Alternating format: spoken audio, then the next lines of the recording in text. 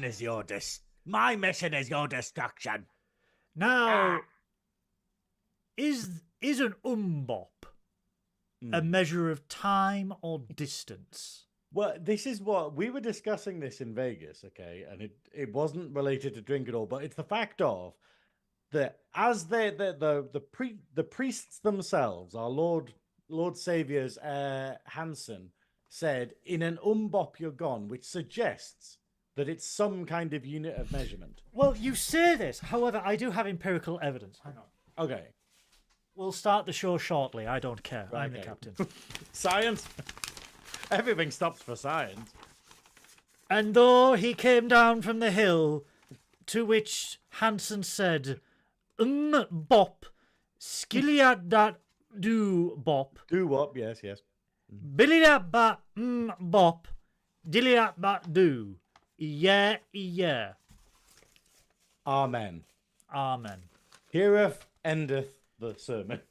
but yeah, so it stands to reason though that like it's a unit of measurement. So Yes. Is it like distance or is it time? Like, is it when you get this far away you're gone, or over this much time you're gone? So how do we utilize umbops in everyday life? Is it a quarter past umbop, or are we 7 umbops away from a skiddy-at-bat?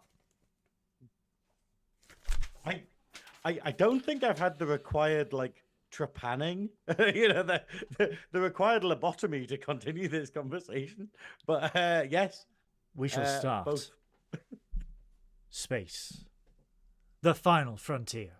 Warp These are the voyages of the starship Adequate. Our ongoing mission, until we are cancelled and replaced by something far superior. To review every episode and movie of Star Trek in existence. To seek out new guests and make them very uncomfortable. To boldly go where very many other umbops have gone before.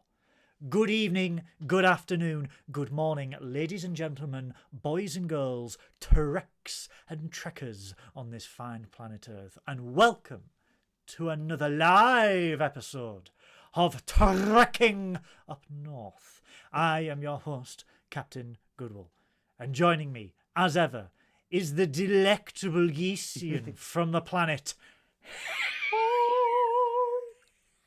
Honk. It's Science Officer Synoiz. Hello, everybody. I'm very tired.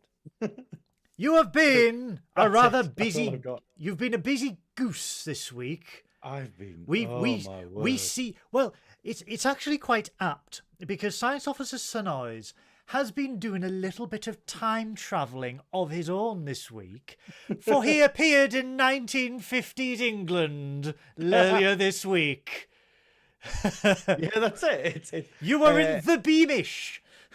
It was really good. It was really on Wednesday, because what they did last year, and I got to enjoy it because I was helping out with the press last year, and I wasn't like a finalist. But basically this year with the Mr. Gay World competition. So basically the competition I'm in is Mixed Drag Great Britain.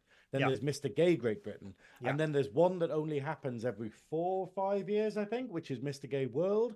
Yeah. And it's like this year. So basically they've all tied it together. So they only need to have one grand final. But with the Mr. Gay World and Mr. Gay Europe competitions, they basically have to spend a week at Alnwick Castle, like I did last year when we recorded our episode from Alnwick. Yes. Yeah, and part of it is that they basically have launched Beamish Pride, which is basically like a Wednesday at Beamish where they just have a big Pride parade, which is quite good.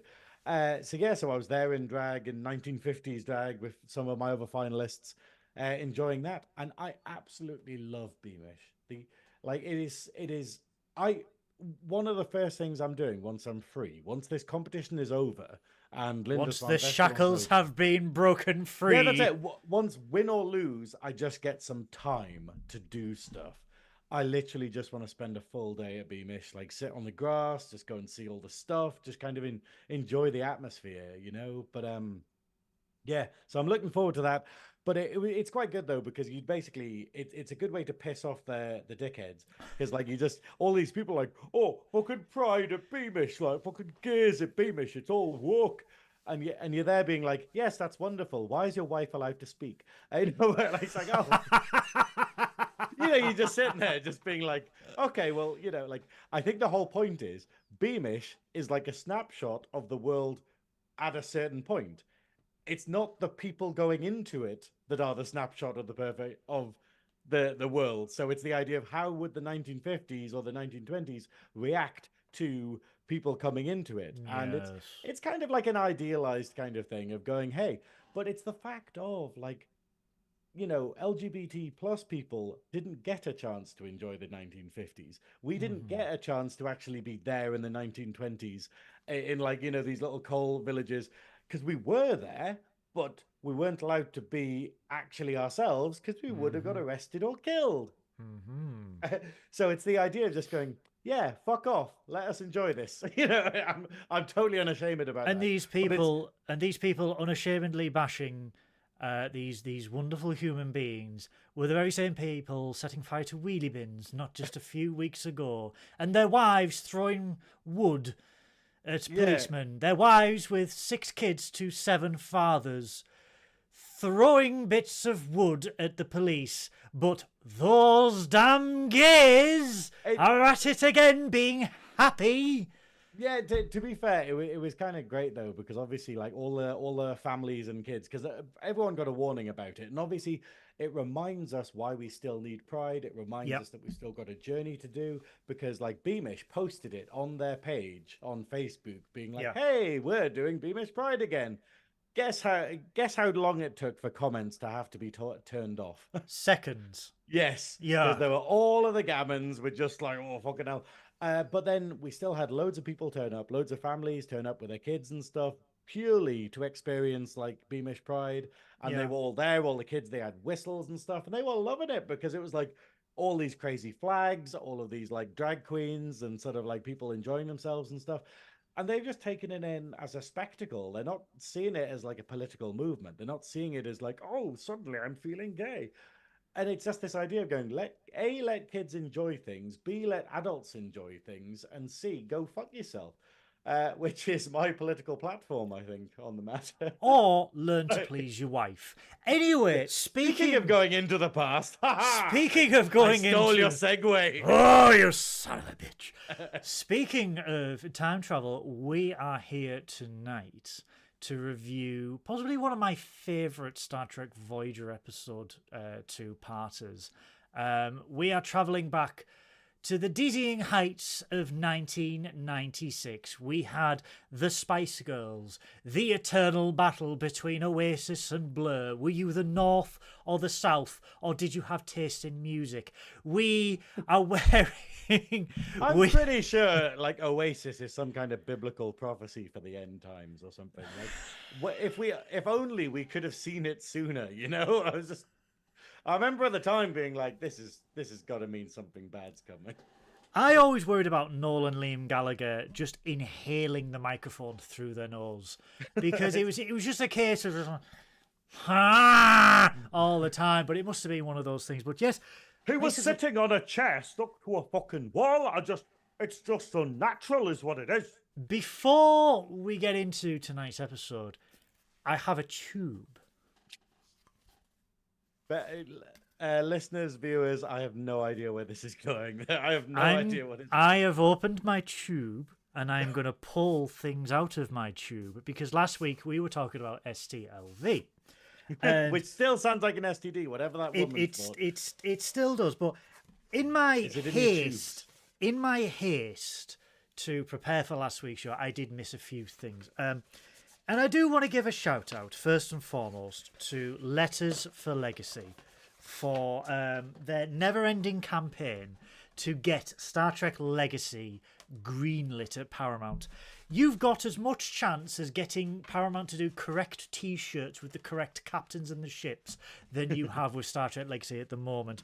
Did you see that, by the way, where they did a run of T-shirts? And they were like, this is Captain Sisko. And they had a picture of Voyager in the background. And everyone was just like, This is the problem. Like, someone posted that on one of the Trek groups. I've forgotten which one it was. And it basically had, like, spot the issue. And I was like, I can't because it kind of looked a bit like the Defiant in the background, Yeah. but obviously the eagle-eyed people were like, "That's Voyager," and I was like, "Oh shit, it is." But Okay, then they yeah. did Data, and Data was also in front of the Voyager as well. And I'm like, does anyone You at had one job. Paramount even Star Trek? But anyway, I digress. So the lovely people at Letters for Legacy, when we were at STLV, gave me this very swanky, and this is a great segue, because they gave me this very swanky Star Trek Legacy poster, which features Captain familiar. Seven and Commander Raffi. It looks familiar, doesn't it? Almost like Yeah. the movie we're about to review next week. Look at that.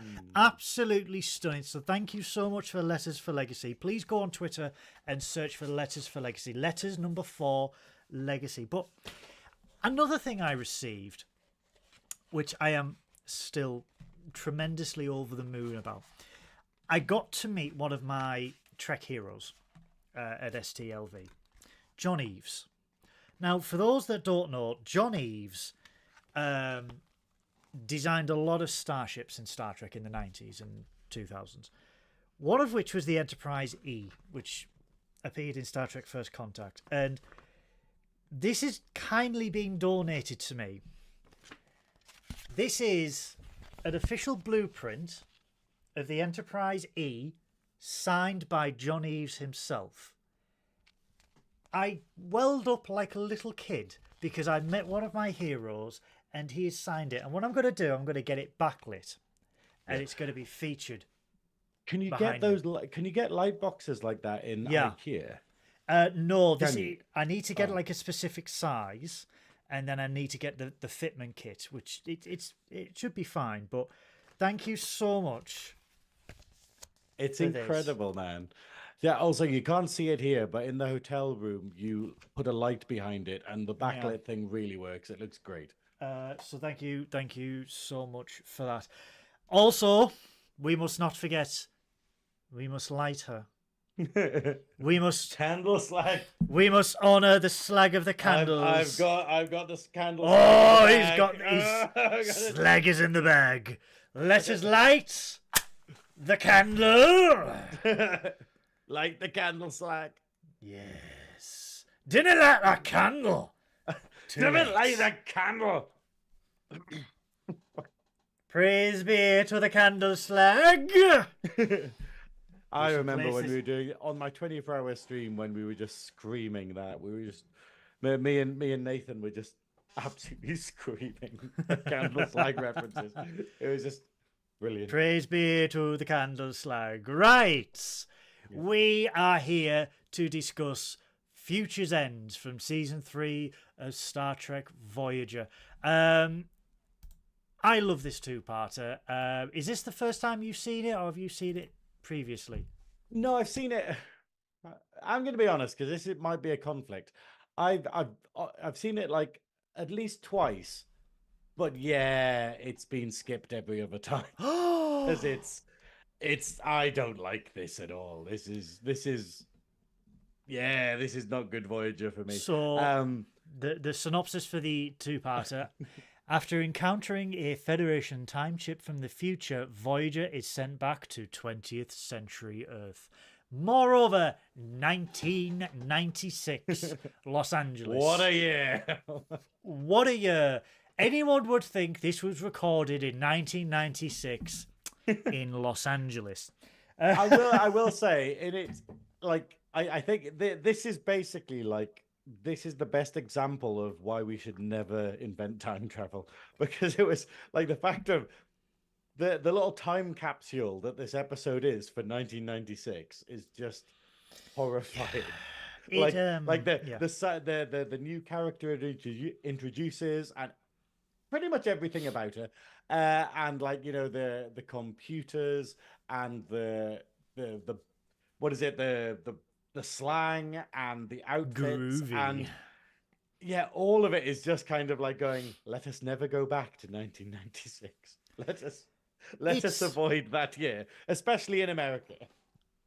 It has a lot of, for me, up until this point, Voyager was very for a lot of Star Trek fans. The premise of being stuck in the Delta Quadrant, whilst interesting and whilst unique, you do lose a bit of Star Trek because of that. Yeah. And the you know, to have a time travel episode in Star Trek is like the old reliable. It's like, what do we need to do? Let's go back in time, and let's go back in time to the contemporary period in which the show is airing. So obviously they went back to 1996 for this one. Sarah Silverman is a special guest right there. Sarah Silverman playing Ren Robinson. It's a very... The premise is a bit loose in terms of, whilst obviously travelling home in the Delta Quadrant, the Voyager encounters a spatial time rift. A ship from the 29th century appears trying to destroy Voyager, based on the premise that in the 29th century, the entire solar system is destroyed and part of the secondary hull of Voyager is detected in the rubble, and therefore Starfleet has come to the determination that it was all Voyager's fault and they need to travel back in time 900 years to destroy them. And everyone's just like, okay. Yeah, and he's like, please wait while I destroy you. Yeah, and they're don't just resist. Like, Yeah, so there is Imagine a few... that. Imagine if you just broke into someone's house and said, hello, I'm from the future. You do bad things. I need to kill your entire family. Like, yeah. What's the percentage of people? I mean, obviously, you know, imagine that you don't live in Middlesbrough, but like, what's wish. Yeah, well, what's the percentage of people that will be like, oh, go on then. You've made a convincing argument. I mean, for me, living in Middlesbrough, it would be, sweet release. But yeah, that's what I mean. It's like, imagine you're not in Middlesbrough. There is a few plot holes in this episode, which is sort of like, upon reflection. I'm gonna actually say, like, one of the criticisms I was going to bring up later is that we've done a lot of Voyager episodes. The Dabo Wheel seems to really favor Voyager at the minute. Well, I think should we take Voyager out? I think we should. And I think we took TNG out. We should introduce the animated series, I think, because that would be a first for both of us. I might need more time to do that because it's a lot of episodes to program in. But you've got 2 weeks. Okay, yeah, Scotty, so you can do it in 3 days. But I love that bit in TNG where Geordie's like, no, always say it takes longer. No, is it Scotty who says, always say it'll take longer. Multiply your estimates by a factor of 3. In other words, it's called the quick fit method. But go on. But like the criticism I have of Voyager and the writing of Voyager that I keep saying in these reviews is it's very fast and loose with the science. It's very, that's just a thing that exists. And I just found this episode like really guilty of it, where it just goes, hey, things just happen because the plot needs to happen. And you're a bit like, you're usually better than this. But then I'm kind of realizing that Voyager isn't. Voyager kind of is just that. Like it is.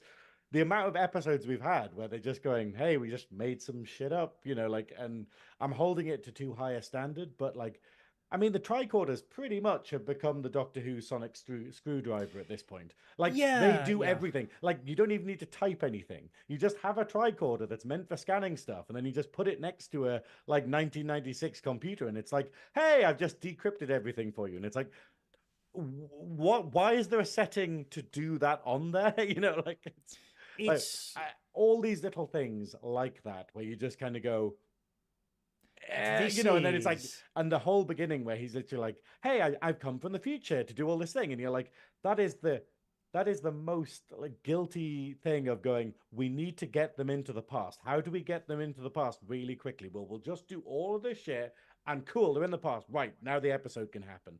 And it feels very... This aired at the peak of Star Trek, the golden era of Star Trek, the 30th anniversary of Star Trek, and it was peak. You know, this is when Star Trek was at its very highest in popularity. So for the most part, the plot holes and everything didn't really matter, and for this one, because before we get to the point where, Star Trek is in, Voyager is in the 20th century, we see a little cold open where we get this hippie. And across entire galaxies for no reason. An entire galaxy. It just moves from the Delta Quadrant to the Alpha Quadrant. And you're like, is that explained? Nope. Yes, it is. Yes, it is. Because Is it? the time rift appeared, it originated from Earth. Right. But it doesn't explain why they went back 900 years. Have we ever had that before though? Like where no, you've opened the time rift somewhere, and then you've gone back to where. Yeah. But that's what I mean. It's like it's basically changing all the stuff we know to make stuff happen, which is very Doctor Who. well, the episode opens where we see a hippie in the middle of the mountains in Barstow. And he sees something crash off into the distance, and the only words we get are "far out." But we see a tattoo on his wrist, and you know what's amazing? You know what's amazing? That is literally, that is how I imagine my first boyfriend looks now.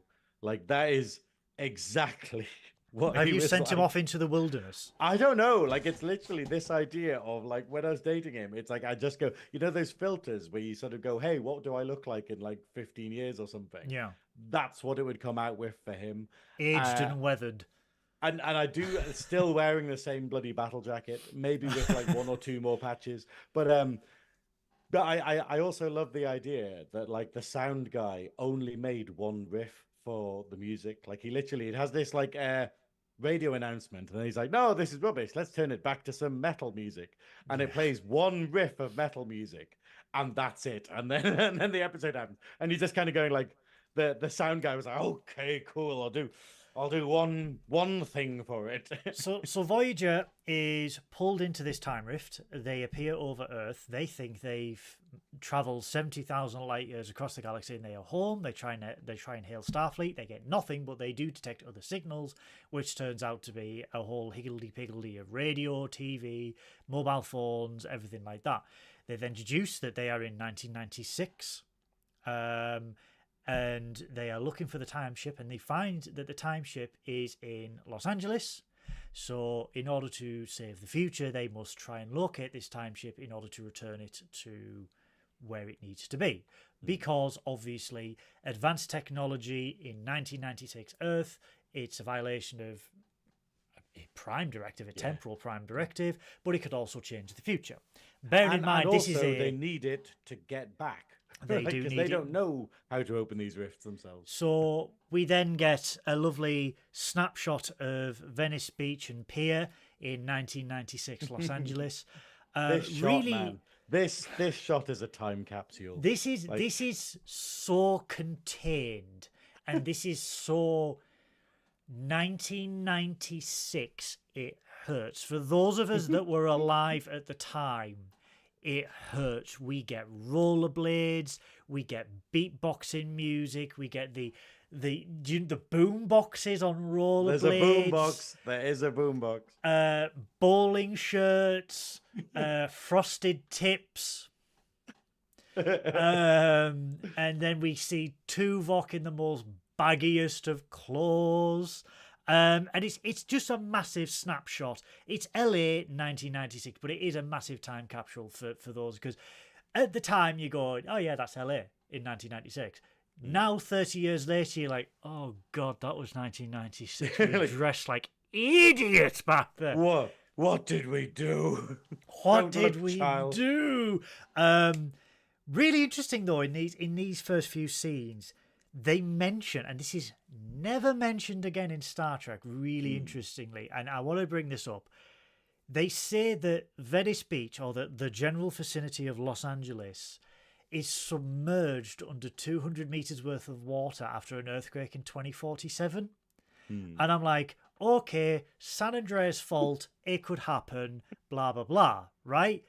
Yeah. Q 30 years later, Star Trek Picard Season 2, what's that? It's LA thriving. So it's a little tiny plot hole It that got we've better. got. They re-raised it like Titanic. But That's it. So what they did is, once they'd finished sending all of the millionaires down in submarines, to look at LA. They basically brought it back up again. It's done its job. They recreated Venice on the foundations of dead billionaires, and I, for one, welcome that. So, eat the rich. So, because I can't say fuck the Tories anymore because we did. So, yeah. So it was just a little bit of a plot hole for that, but their goal is they need to find this time ship. They intercept a subspace signal, or like a transponder signal, coming from a homeless gentleman, shall we say.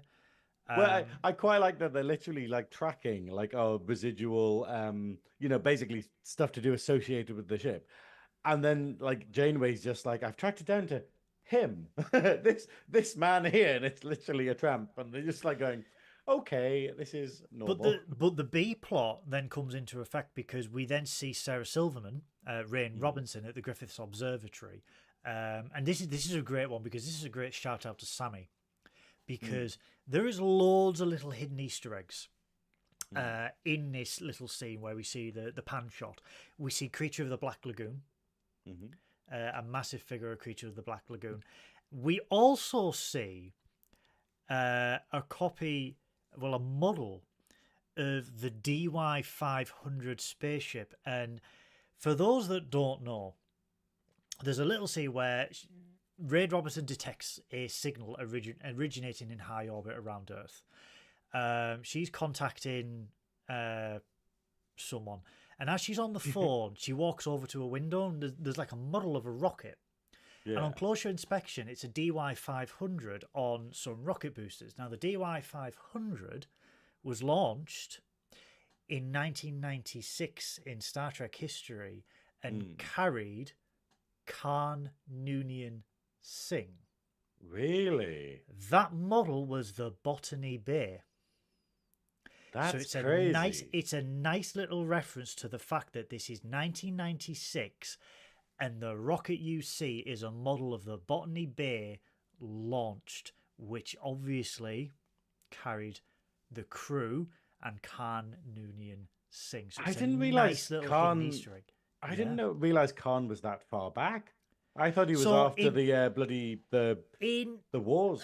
So this is obviously 90s Star Trek. So what they said was the eugenics wars in before it changed in Strange New Worlds, the eugenics wars happened in the early 90s. Okay. Secretly. And in order to flee persecution, Khan and his followers escaped on a rocket called the Botany Bay and went into cryogenic sleep and into deep space. And then obviously 200 years later, they were found by Kirk, blah, blah, blah. With Strange New Worlds, and I hate to reference Doctor Who, but timey-wimey stuff happened, and we see that in the early 90s, Romulan agents tried to change history and ended up inadvertently delaying history. So Khan Noonien Singh, instead of fleeing Earth in 96, being a grown adult, blah, blah, blah, he was still an embryo and he wasn't cloned until the early 2000s, late 2000s, or early 2010s or whatever, and he was a kid in 2024, thus changing when the eugenics wars happened, falling into place sort of the correct timeline that the eugenics wars was a prelude to World War III. Well, this is the thing, because obviously, like, in Next Generation, like, sorry, my mind is blasted, but, like, what's the war where they all have where everyone's addicted to drugs? So that's the Third World War.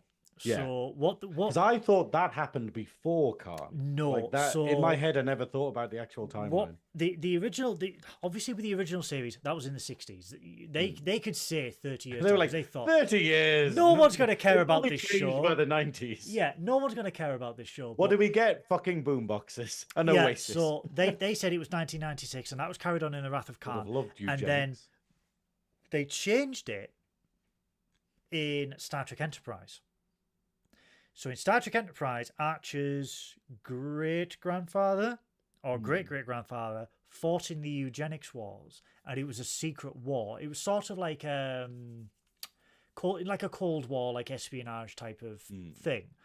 And then there's been some really interesting beta canon in regards to the escalation in the mid 21st century, which is kind of worrying that it's paralleling now, where, you know, we see these ongoing conflicts that get worse and worse and worse. And then we had the strive for genetic manipulation, genetic perfection, which bred this era of super soldiers. And I mean, we can absolutely bring in Metal Gear Solid for this. But the eugenics... Metal Gear. It can't be. But we then see... I'm open for impersonations, everyone. But we then see that the eugenics wars was then a prelude, because it became like this under the cloak war. It became a prelude for the Third World War. So it's sort of... What they're now saying is the Third World War did not start with one flashpoint. It was multi-year ongoing escalation that historians have then said the Third World War wasn't between this period and this period. It was an escalation between like the early 21st century to the mid 21st century. And that's where the timeline falls into place for Enterprise, First Contact, and then everything like we see now from the Next Generation onwards. It's really clever because it gets around continuity errors. It gets around like, this has already happened in real life and we can't do it anymore. And it's sort of like, yes, because undercover agents have changed time and we've had this temporal Cold War. And whenever we need to make a retcon, we will just blame temporal agents on it. I will say, Marvel. though, I don't know how I feel about it, man. Like, it's because the big problem for me is the idea of like, they're all like, Khan was Khan was like a menace and he killed millions. And you're like, but secretly. And you're like, but secretly, yes. Yeah, and you're sitting there being like, I'm just sitting there like it's a whole thing of it's all painted as in it was a massive all-out war. Everyone was involved. The world had to totally change afterwards. And then they're like, but it was secret and people didn't notice. And you're like, but then with Strange New Worlds, they sort of went, right, well, screw that. We will change history quite cleverly. And then he's just a kid in 2024. In 10, 20 years' time, this will happen, and then the Third World War will happen, and it'll be a massive escalation, blah, blah, blah. So essentially, they are doing what Star Trek did in the 80s and 90s and just delaying this little bit of continuity grey. But yeah, so we see that, and the B plot is Paris and Tuvok have to find who is tracking this signal, and they've isolated it to the Griffiths Observatory in Hollywood, in the Hollywood Hills. And Tuvok and Janeway are going to find the signal, the subspace transmission signal. A little bit about Chakotay. He does get a little bit pervy with Janeway. He's a bit pervy with Janeway when that rollerblader bumps into them, and Janeway's like, she might be my great grandmother, and he's like, oh well, she's got your legs. And I'm like, dude, HR is on the phone. Honestly, I don't think it's that bad. I don't actually think it's that bad. I think it's more like, this is the annoying thing though. I really do like the relationship between Janeway and Chakotay. Like, even though it doesn't develop into romance at all, it's like it just made so much more sense than Seven. But it's the fact of like, I think this is really good. The only thing is obviously fucking Tom Paris. I know I do it all the time, but I'm like, this episode, like, I know every time I mention Tom Paris, I'm like, they just keep trying to find reasons for him to bring Americana and things. Like, you're like, his only skills are driving and knowing things about 300 years ago, you know? And it's like... Graham. Synoiz. Science Officer Synoiz. My only skill is driving and knowing shit about Star Trek. Shut up. You're not trying to save the future, though. That's what I might be. You don't know. Whoa, what secrets is this? What I could be a temporal agent. That's it. I am Scott Bakula. Well, at least we're getting into that plot, I guess. But it's But at least we'd get to fucking see the temporal Cold War. But yeah, we see. I mean, this is the thing. Like Where's season 5? Captain Braxton.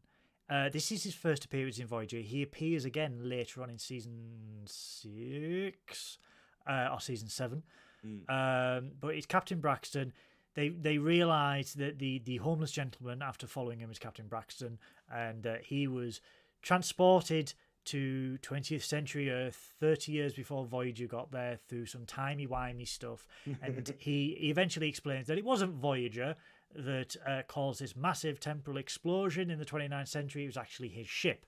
But again, and then somehow he evacuated from the ship, and yet a hippie, well, not a hippie, like a metaler, yeah, like a sort of hobo essentially, was able to somehow steal the ship before anyone else. So he emergency transported away from the ship.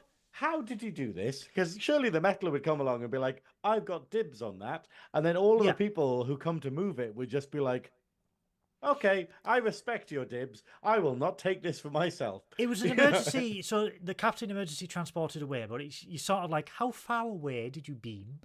And then this 29th technology is a bit shit. This 29th century technology. But my issue is, right, if it was Captain Braxton's ship that caused the explosion in the 29th century, where did Voyager's secondary hull wreckage come from? It doesn't actually explain that at all. Like it's like a red herring that time put in there to make sure that time happened. But like I say, device.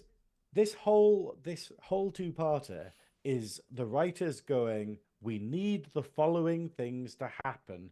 Yeah. How do we tie them together? Yeah. And not really doing it very carefully, but giving us a very fun episode and giving us a great, the characters, the actors get a lot of fun stuff to do. So I love it in that regard, but you are sitting there being like, this could have been handled much better. Like, for instance, like the Doctor, like, it's just like his program is just taken whole... Yeah, we'll get to that later, but So there's like, a lot of stuff. But they were like, okay, how do we get an episode where we're filming in a city, so we can basically have a time travel episode in, like, is it Los Angeles or San Francisco? Yeah, essentially Los Angeles. So how can we do a time travel episode in 1996 where we live so we don't have to travel? Yeah, and also, how does the Doctor get a mobile emitter so he can start walking around places?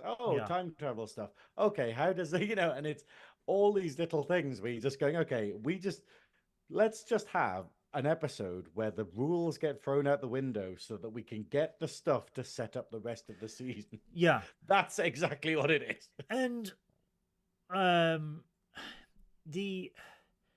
we see that, as well as that plot hole there, when he's explaining that, basically this dude, Henry Starling, stole his time ship. Had a haircut. We find out that the person... Which in 1996 wasn't easy.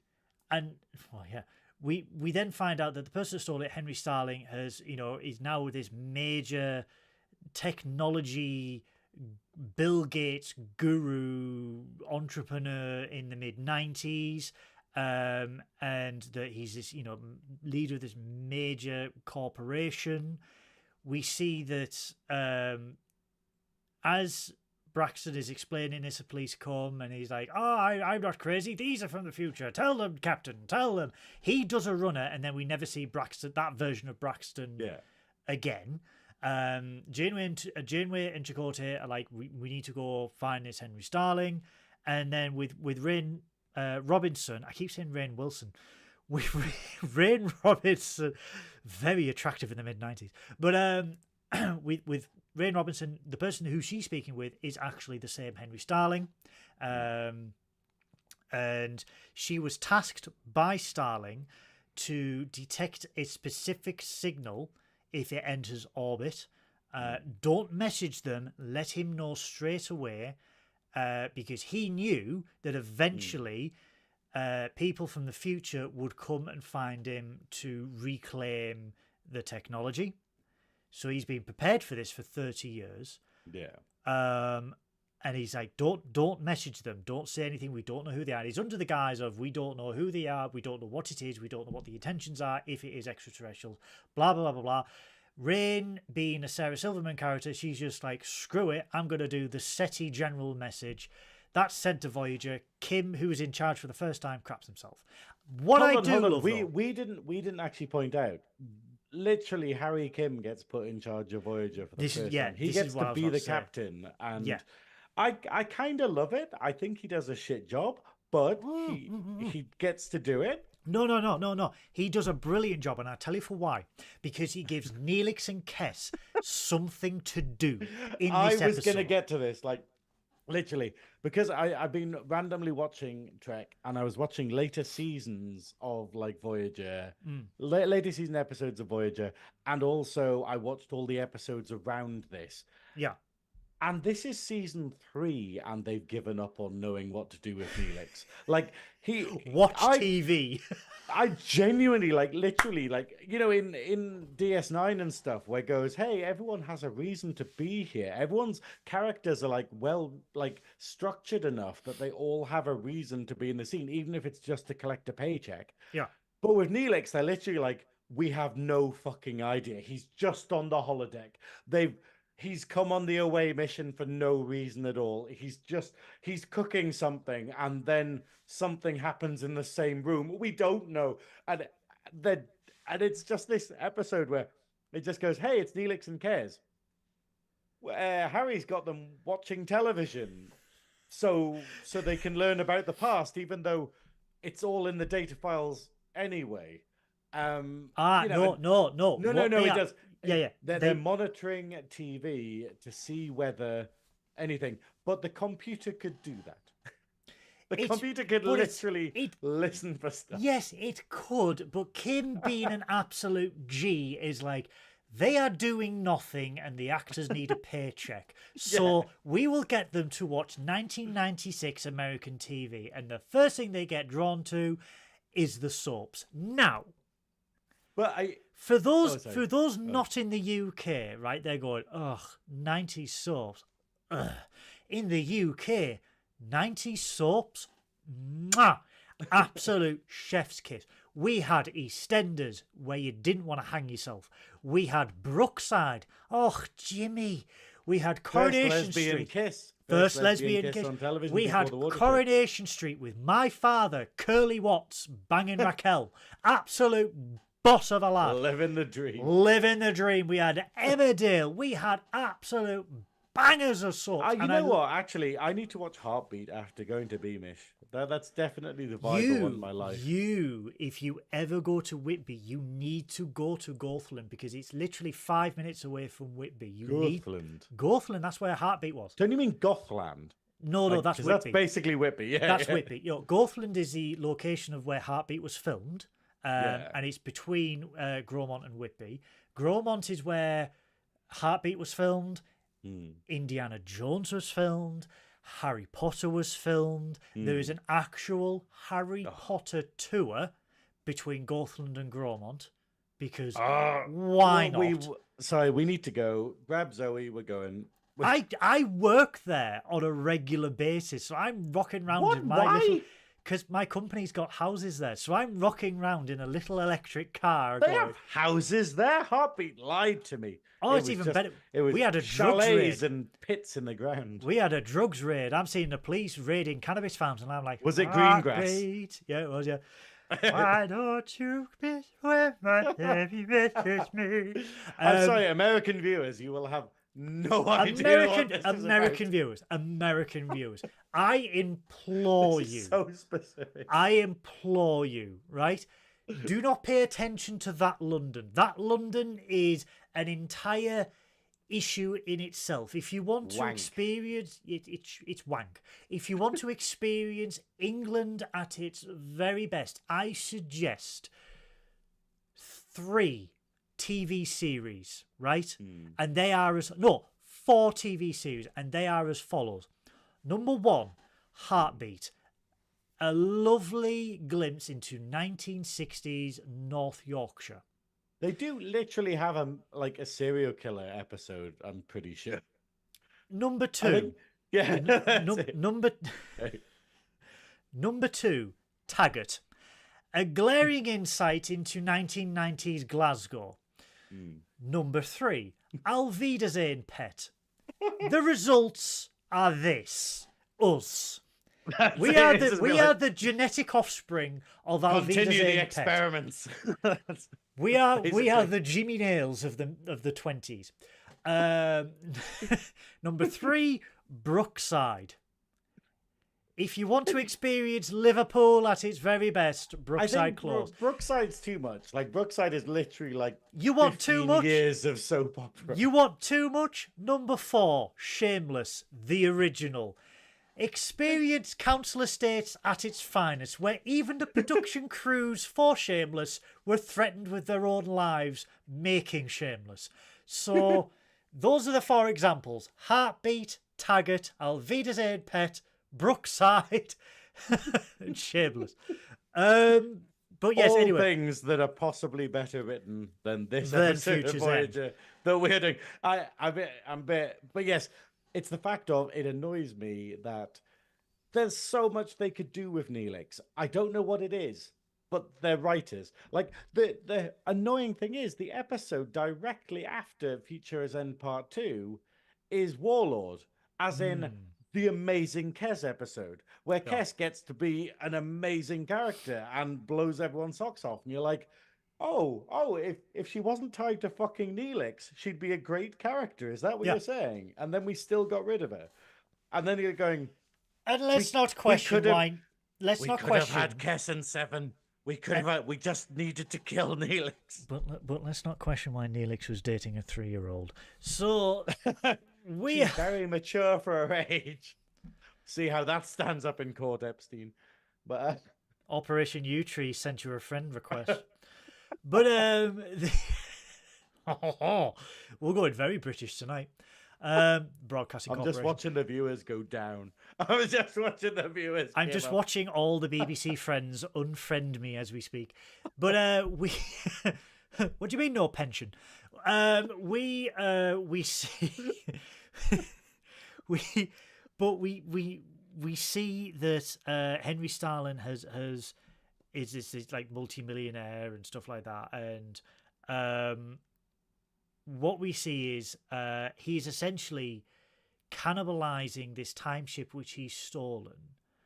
And using it to make millions and introduce major technological revolutions in this episode. So essentially, the computer revolution that actually happened in the 90s and the early 2000s, the major advancement in technology that happened in the space of 10, 15 years, was as a direct result of Henry Starling cannibalizing this time ship. And what we see is after Rain had made contact with Voyager, sending the General SETI hello greeting from the planet Earth, that Henry is absolutely furious that contact has been made and that Earth is aware that Voyager exists. He fears that they are coming to get him. He doesn't know that they're from the 24th century. He still thinks these are people from the 29th century coming to get him. So he sends his henchmen to go deal with Rain at the Griffith Observatory, where we see Tom, typical Tom, rock up in the most American truck that you can find in 90. It might as well have a bald eagle on the bonnet and screaming fireworks and flags out the back of it. Isn't it literally that he's gone for a test drive in this truck as well, and that's how he's nicked it? So there's another in the plot 90s, hole. They never get in trouble for the test drive. In the 90s, it was possible to do this type of long test drive, even though Tom Paris wouldn't have had a license. Yeah.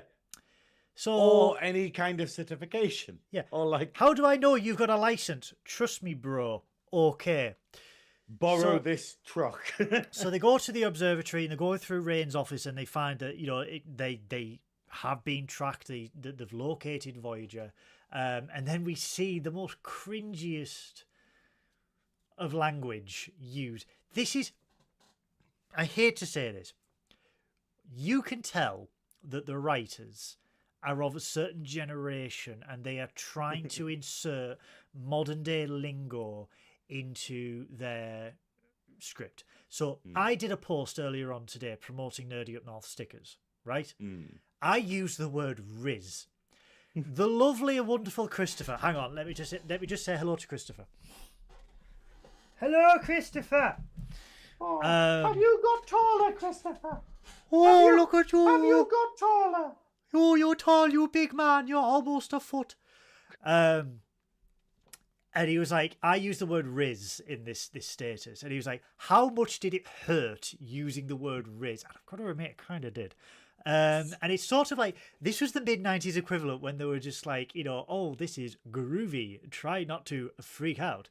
And it's sort of like you can tell that they're trying to shoehorn in to say, hey, it's 1996. We know what the kids are into. And it's like, no. 50s sci-fi. It's not that. It's basically, it demonstrates, because the episode demonstrates that Tom Paris's knowledge isn't that up to par that he thinks he is. So he's using outdated, like, 70s language, like groovy. And that's why she reacts that way. She kind of goes like, why is he saying groovy? And then she mentions later that everything they do is just a little bit odd. And it's him thinking that he knows how people talk in the 90s, and he doesn't. But it's weird that statement, like, where it makes a joke of like, oh, he doesn't know the lingo. But then, and like, oh, how terrible that lingo is, like groovy and stuff. Who would ever talk like that? And then the rest of the script happens, like from Sarah Silverman's character. Yeah, and you're sort of there being like going, you're just there being like, yeah, well, this kind of proved its own point, I guess. Language is shit no matter what time you are. So they know that they're being tracked from this observatory. So before they leave, because they feign ignorance and they basically say, oh, we were part of the museum tour. We got turned around at Mars. How do we get back? And she's just like, we just came into this office and turn right at Saturn. Files. Turn right at Saturn and continue straight on until you see the soda machine. And he's just like, oh, okay. But then they blue screen of death her PC. No, I will say, okay, so what they do is they chat to her, a rapport, like basically they're asking for information about stuff, basically with her. And a rapport's kind of formed where she actively asks, Paris out on a date, effectively. She kind of goes, hey, I do the observatory. I do the sort of watch the stars at the observatory nights kind of thing on Tuesday. You should come along. And he's like, yeah, oh, actually, yeah, we're not going to be here. But he genuinely wants to. So it kind of suggests this like spark between them. And then when they head off, basically, as Paris has been distracting her by talking to her, Tuvok has got his sonic screwdriver, his oh my!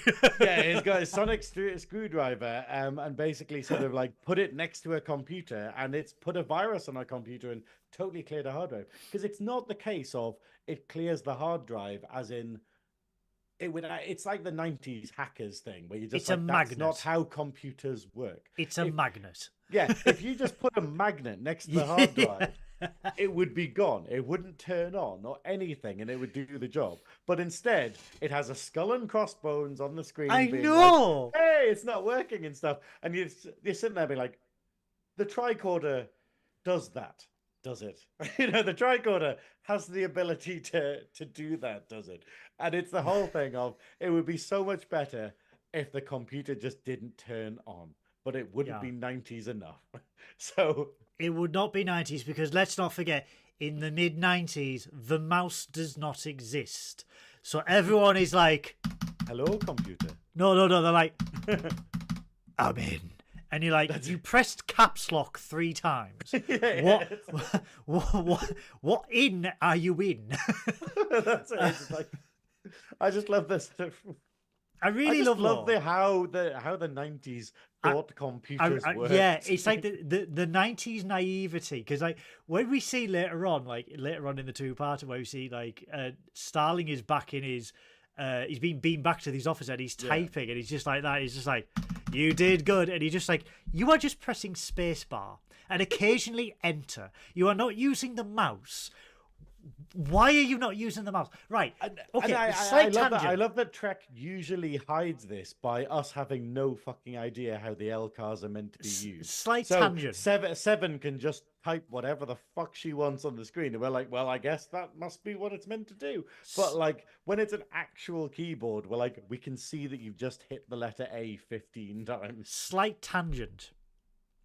Why, in TVs and movies of this time and the early 2000s, does no hacker use a mouse? Why does no one using a PC for 20 years on TV use a mouse? It is always a keyboard. Technically, I will actually defend this. Explain this. Basically, in all kinds of hacking, essentially, you would go through the command line. You would have a singular program that's text-based that would usually be the command line or something custom that you've got yourself.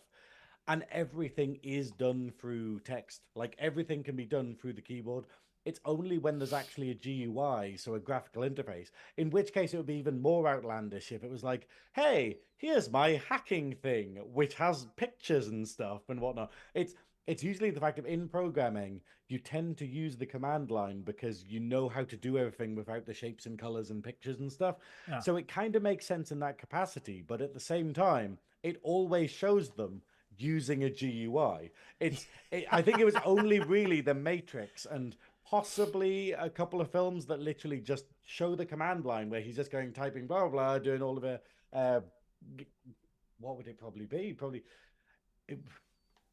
Trying to think what it would probably be, actually, because it was before like C#. Anyway, but basically all of this nonsense. So it kind of makes sense in that capacity, but then it always insists on showing the screen, and it's a desktop with icons, and you're like, that's wrong. You could do nothing with the keyboard in that capacity. I've tried using Windows with just the keyboard, and yeah. There's a great little scene where Janeway and Chakotay infiltrate Starling's office and they're trying to find the time ship, blah blah blah blah. And Janeway is doing that typical mom thing where they're just like one finger at a time, and she's like, mid-20th century computer, this is not in my thing. And then suddenly within like 5 seconds she's just like tick, tick, tick, tick, all the time. But then they make a reference to like Chakotay goes, at this time period they're using little icons to symbolize different functions of the computer, and I'm just like, that's a nod to LCARS where everything is a goddamn number. Now, I like the LCARS design. However, if everything is based on numbers, if you are dyscalculus like me, I'm really going to struggle in the 24th or 25th century because you are literally working for Cisco's dad making gumbo. I am peeling the potatoes. I am peeling the potatoes because I can't find 42069 on an LCARS interface, and I am being discriminated against. Oh, kudos! But I do like that Janeway says, like, I did not actually take this at the academy. Like, I did not actually learn how to use a keyboard or to type. Why is mid-20th century keyboard use like a course at the academy? In what academy? In what learning institution? Right? Is Windows from 300 years ago a required course? But it's kind of cool though, because it kind of predicts the future in the capacity of like, it's not going to be long until mice are gone. It's not going to be long until like sort of we don't need mice. Like it's all Minority Report. Where kids aren't going to have PCs. Kids aren't going to have PCs. They might have laptops. They're probably going to have tablets, or everything's going to be touchscreen. In which case, it's like, yeah, you genuinely don't need a mouse anymore. And like it'd be like going back and being like, what the fuck's this? Like, you know, it's really strange to think about. Like, but again, it's sort of a byproduct of Star Trek because we had touchscreens in Star Trek. They were used in the Next Generation, and it's sort of like with the mobile phone, with the advent of the mobile phone and the flip phone, it was an advent of this. You know, it was a communicator. And it's sort of like Star Trek meta where the touchscreens are as a result, and then obviously, like you've just said, we wouldn't need mice, we wouldn't need keyboards. The way we interface with our technology will change over time. But it's still, yeah, it's the Trek is very much like people are very much pushing for, hey, we could have voice activation, like, and this is the thing though. How much worse would that be? Like, I've always thought this is the weirdest, least efficient thing in Star Trek. The fact of, rather than having a mouse and a keyboard or whatever, they have voice stuff. Like, whenever we see it in, I mean, DS9 is really guilty of it, where you have like Dax or whatever. I think isn't there an episode where like Dax is like doing a study or whatever, and it's like, computer, do this thing, turn this 90 degrees to this. Right. Move it 90 degrees to this other thing. And you're like going, that takes fucking you can ages. literally Imagine just having like, a mouse that, be like, that, just have a mouse in Photoshop being like, there you go, sorted. And it's this weird thing of going, whoa, that's really less efficient than that.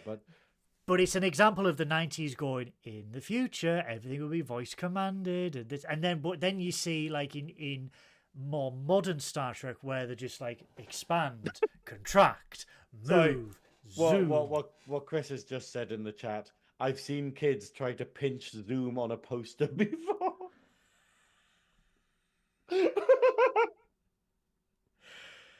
I have admittedly seen a kid touch like a screen somewhere and just assume it was a touch screen. And it wasn't. It was just a picture. I have seen a video, and I don't know if it's genuine or not. I have seen a video of someone complaining that the iPhone dock in their car is scratching the screen of their iPhone, and then someone tells them that that is not an iPhone dock, that is a cassette deck.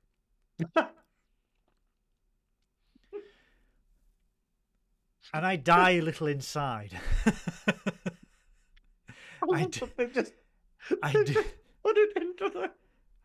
do die a little inside because I'm just like. I think it's this thing. It's very much like, there's two ways you can see it. You can either be sort of like, oh God, we're old and all of this stuff is like crazy. But like I said, going to Beamish, it's made me just go, wow, I'm so happy that I got to experience all of that. I'm so happy that all this stuff that the kids aren't going to get to experience, and it sucks for them. Like, they're never going to have cassettes. They're never going to have CDs. Blackouts, CRTs, Channel 5. Yeah, like all Euro trash. All this stuff that I genuinely love and is part of my childhood, and I just hope that their experiences and what they get to grow up with, which is TikTok and everything being 5 seconds long. The chat rapidly ages.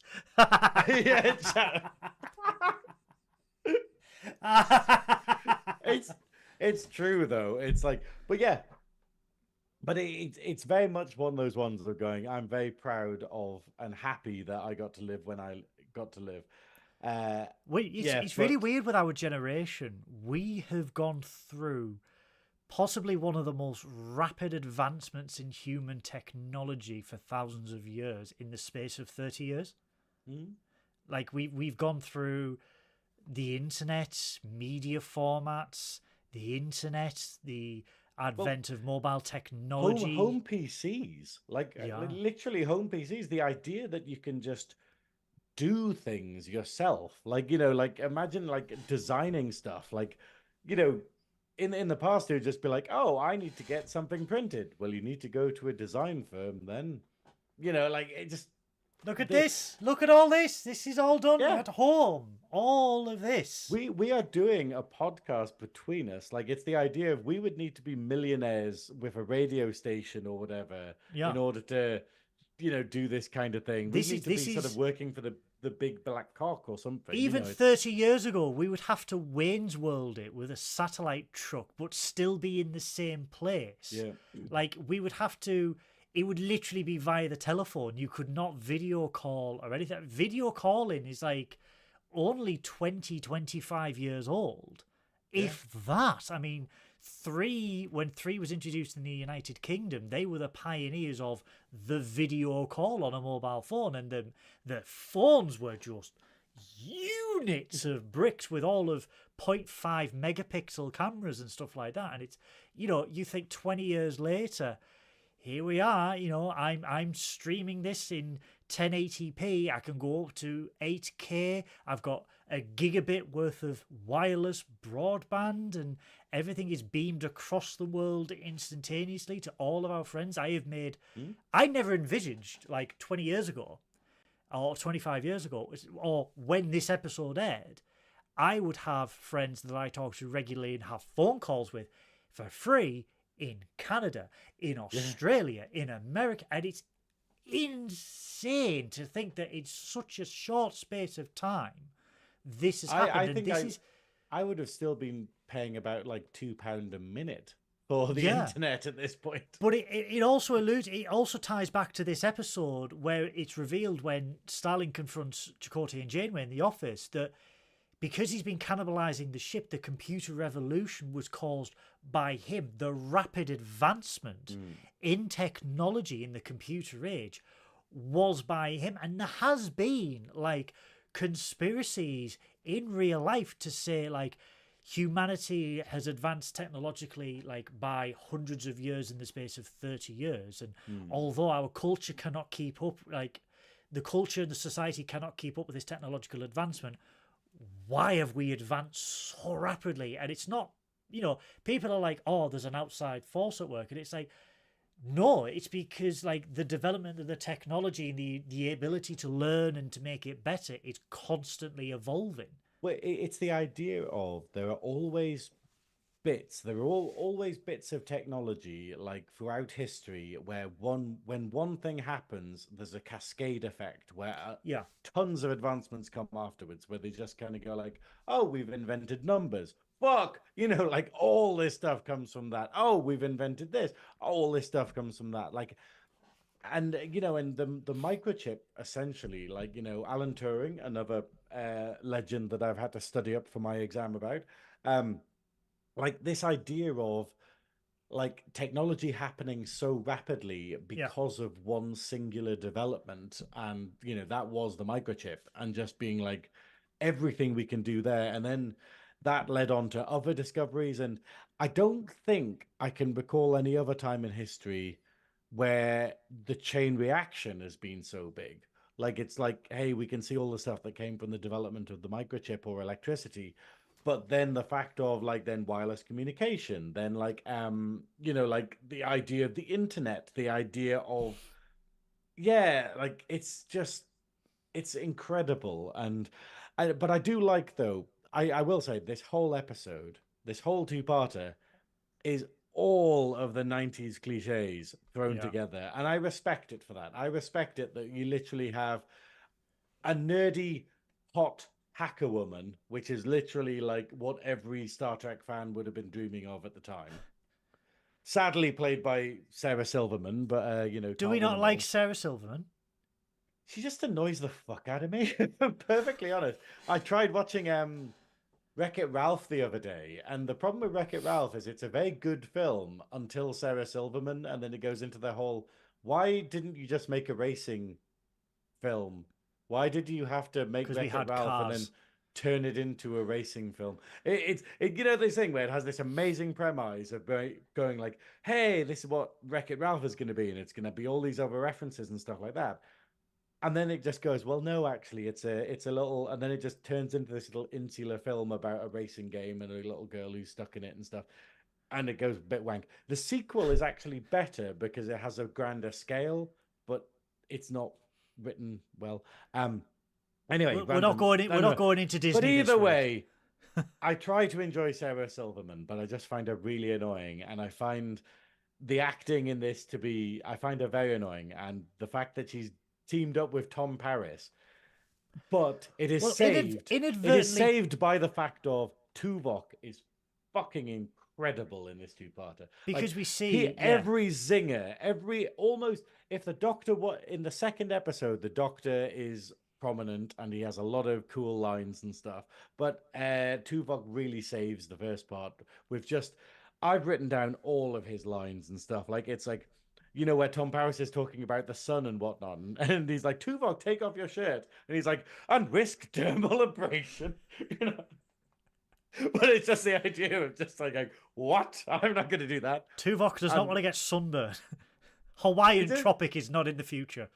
And just all of these things where he just says to like, what is it? He just says to Rain sort of like, that is a non sequitur, like talking about food and the Yankee Stadium. Like all of his lines are absolutely brilliant in it, and yeah, Well, we see because obviously at the observatory, Starling's goons are trying to kill Rain, so they flee with Paris and Tuvok in the camper van. The all-American pickup truck is vaporized in one shot. It's a great little firefight because we get to see this guy because what's the Gates character called again? What's the what? The Gates character called again? Gates. The villain. Henry Starling. Starling, yeah, sorry. I just wrote Gates in all my in all my notes, so I just keep looking at it and saying I can't just say Bill Gates all the time. But anyway. Yeah. But Musk. That's it. But well, no, Musk hasn't done anything. Musk just had lots of money to buy stuff. This guy actually did good stuff with technology. Plagiarized. Have you seen the latest Tesla? This is no. I just want to see that with the quote from Heath Ledger's Joker, where it's like, "Do I look like a man with a plan?" It's just like when that's what they release. Oh, but anyway, Musk is clearly the dude that posts "loyal and dangerous" with a Peaky Blinders image on his face. Yeah, no, that's exactly what it is. Yeah. It's like, oh. Anyway, I forgot what I was saying. The firefight at Griffith. Oh yeah, firefight. Like I love this, where it's basically like as the Starling says, like, oh, use the weapon if you have to, and then the weapon turns out to just be a phaser. So it's like, and he's not as good at it. With it as Tuvok is, and so Tuvok just like hands his ass to him in like a firefight, but gets his headwear knocked off. So basically, his ears are revealed, and Sarah Silverman's character gets to see it, which is crazy. And then it's quite cool. It's it's just Tuvok being badass. I'm such a big fan. With the whole Janeway and Chakotay, when they are in Starling's office and they are obviously held captive by Starling and his goons. And Janeway is trying to convince him that you cannot launch this time ship because it will create an explosion in the 29th century, which will destroy the solar system. And Starling is just like, you don't know this. How can you prove that it's this? And because Janeway is Janeway, and she's basically like, I've got a ship in orbit that could vaporize this building to atoms in a matter of seconds. And Starling's just like, you wouldn't dare with you at it. And Janeway's just like, I have killed before.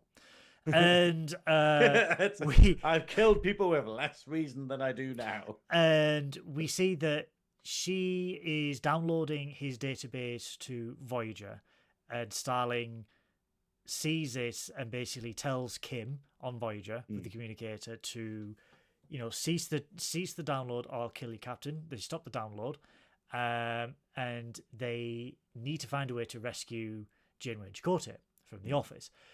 Kim makes a command decision to risk being exposed, to go into the low atmosphere, to essentially swoop over Los Angeles and save Chakotay and Janeway. Now, again, no, it is because it's like it's but like music, in actual law. Yeah. Again, though, it's the dead of night in Los Angeles. Los Angeles is a bastard for light pollution. If anyone knows, it's like New York, right? I actually think though that this is referencing something, because wasn't there a massive thing like in the 90s where there was literally an American city where everyone literally just saw the UFOs? The five lights. There was five lights. There was something. I remember triangle. seeing a thing about it, and it was literally like, this happened, and thousands of people saw it, and they never gave any explanation. But here's my right. This is another plot hole, right? This ship has the ability to turn its lights off. Harry Kim doesn't know that, though. This ship enters LA's airspace, right? Blue, brightly lit. Yeah. And you're just like, do you need a deflector dish to fly over LA? Do you need the warp engines on to fly Yeah. over LA? Do you need your fucking running lights showing the name and the registration of your ship to fly over LA? Common sense would go, right? We will go silent, we will go stealth, and we will shut off all the lights. Yeah, So no one impulse can... is No. enough, you know? Yeah, impulse is enough. We could just swoop down. No. And it's sort of like, no wonder you were fucking seen, because this great thwacking ship with blue engines flew through. You know what my theory is? My theory is that Harry Kim had planned for that, okay? He had fully planned for that, but it was only Neelix that could have had the job of turning the lights off, and Harry didn't want to risk it. Or closing the blinds. Yeah, do you know what I mean? like, okay, the only person we can ask to do this is Neelix. But the But other he thing might as well. kill us all. But the other thing as well, Let's not right? do it. So they fly over LA, they save Janeway and Chakotay, that's fine. They fly over LA. One person in the entirety of Los Angeles has a camcorder and films this. One person having a barbecue at like the dead of night films this. What? In the town full of cameras. One person. Admittedly, though, it is really no. They do say, don't they? Because they say all they say is that the military's taking it seriously, and that's it. No, what they say, I'm sure there's a line which is basically like Neelix says a guy who was filming a barbecue on managed to get footage or something. Yeah, it's only one. Yeah. Yeah. And that's what's been circulating the news, because they say the major news networks have dismissed it, but the United States military are sort of taking it seriously, and you're just like, one person.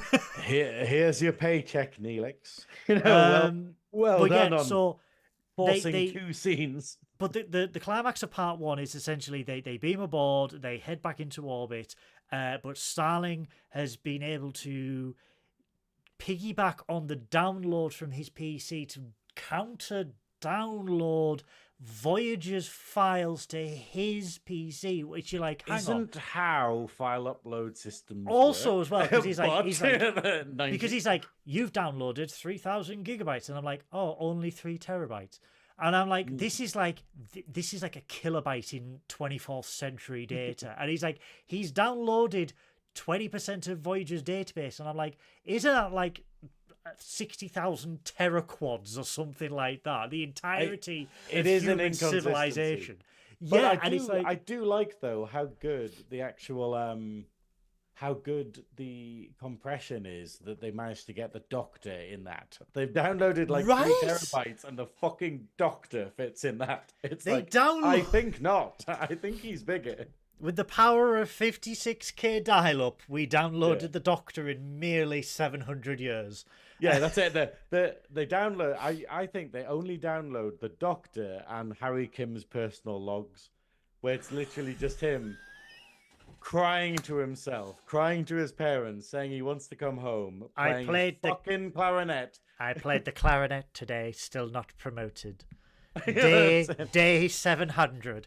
I played the clarinet today, still not demoted. Still not promoted. But yeah, because that's how this two-parter ends, where we see that he knows that from the 24th century, he knows it's the Voyager, and he's like, oh, this is interesting, and she cuts him off, and then Kes is just like, hello, I'm trying to get a paycheck from this scene, and the Doctor is not there. And the first thing Janeway does, which I think is a little bit condescending, she's like, is he just off? And she's like, no, he's not here. It's actually a bit kind of sad, if I'm perfectly honest, because we know that Janeway's a cold-hearted bitch, but it's the fact of, like, she goes kind of like, oh, what did we lose? They'd be like, oh, well, the Doctor's gone. And it's like, oh, well, that's one thing we have to worry about. We've got to go and save people. And it's as if they're going, hey, the Doctor's not a person. We've got to go and save fucking Tom Paris. You know, I think the Doctor's slightly more important than fucking Tom Paris being like, I can drive and I know about cars. I feel seen.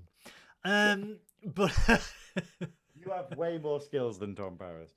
I am your chauffeur. Although you bitch. don't have a commemorative plate yet, which is disappointing. Soon, mon ami. But yeah, so that's where the cliffhanger ends, where the Doctor has been essentially kidnapped via Windows 95. But the second part is a little bit stronger with these episodes, because we see a further deepening development in the B plot with Rain, Tom Paris, and Tuvok, where again we see Tom Paris's like naivety about the 20th century, where he's just like, oh, we are spies and we are here to stop a Soviet plot organized by the KGB, and she's just like, they disbanded 5 years ago, and he's like, that's what they want you to think, and he's just like, yeah, come on.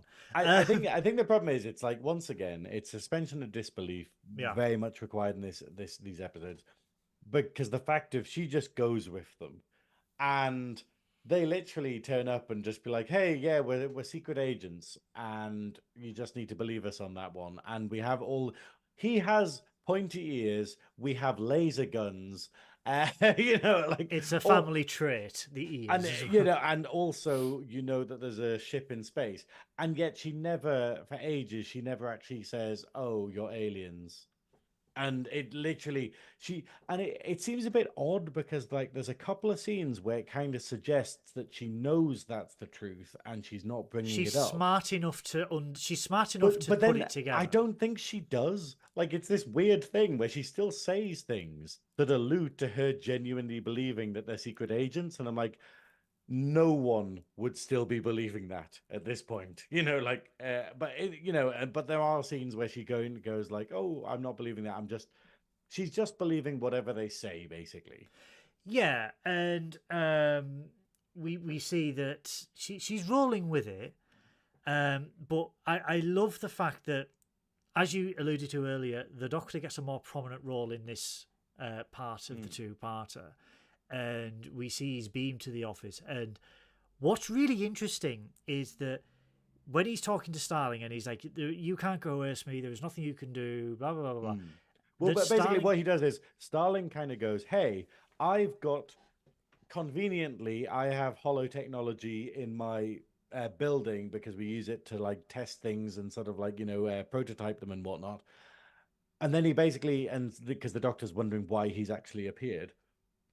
And he basically goes, okay, you're going to tell me all about Janeway and all of these secrets and stuff. And the Doctor's basically like, no, I'm not. You have no way to coerce me. And the Doctor is hilarious. Like, he is his typical arrogant dickhead self. And it's absolutely wonderful, because all he does the whole episode is just give Starling jib. And I'm totally here for it. But he basically says, you have no way to coerce me. And Starling kind of points out, actually, I do. And he experiences pain for the very first time in his holographic life. And it's like, part of me, this must have been some sort of Mandela effect or something, but part of me remembered, I don't know, it's probably a false memory, the Doctor going, so this is what people feel. Or saying, so this is what people feel. But he doesn't actually say anything. I think the only line he says is basically like, sort of, I never imagined, so he kind of alludes to, oh, I hadn't thought that it actually felt this bad. And it would have been nice if if he wasn't much of a, like, giving Starling jib and being a bit like, I'm out and about. Like, if he gained a new understanding of his patients based on the experience that he has received. Yeah.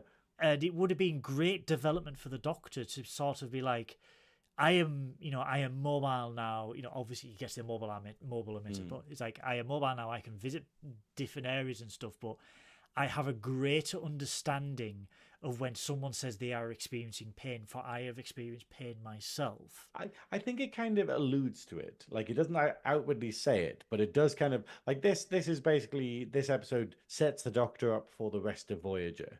In terms of, he gets the mobile, because basically what happens is it's one of these Red Dwarf-esque, like, time. Yeah, where Rimmer gets hard light.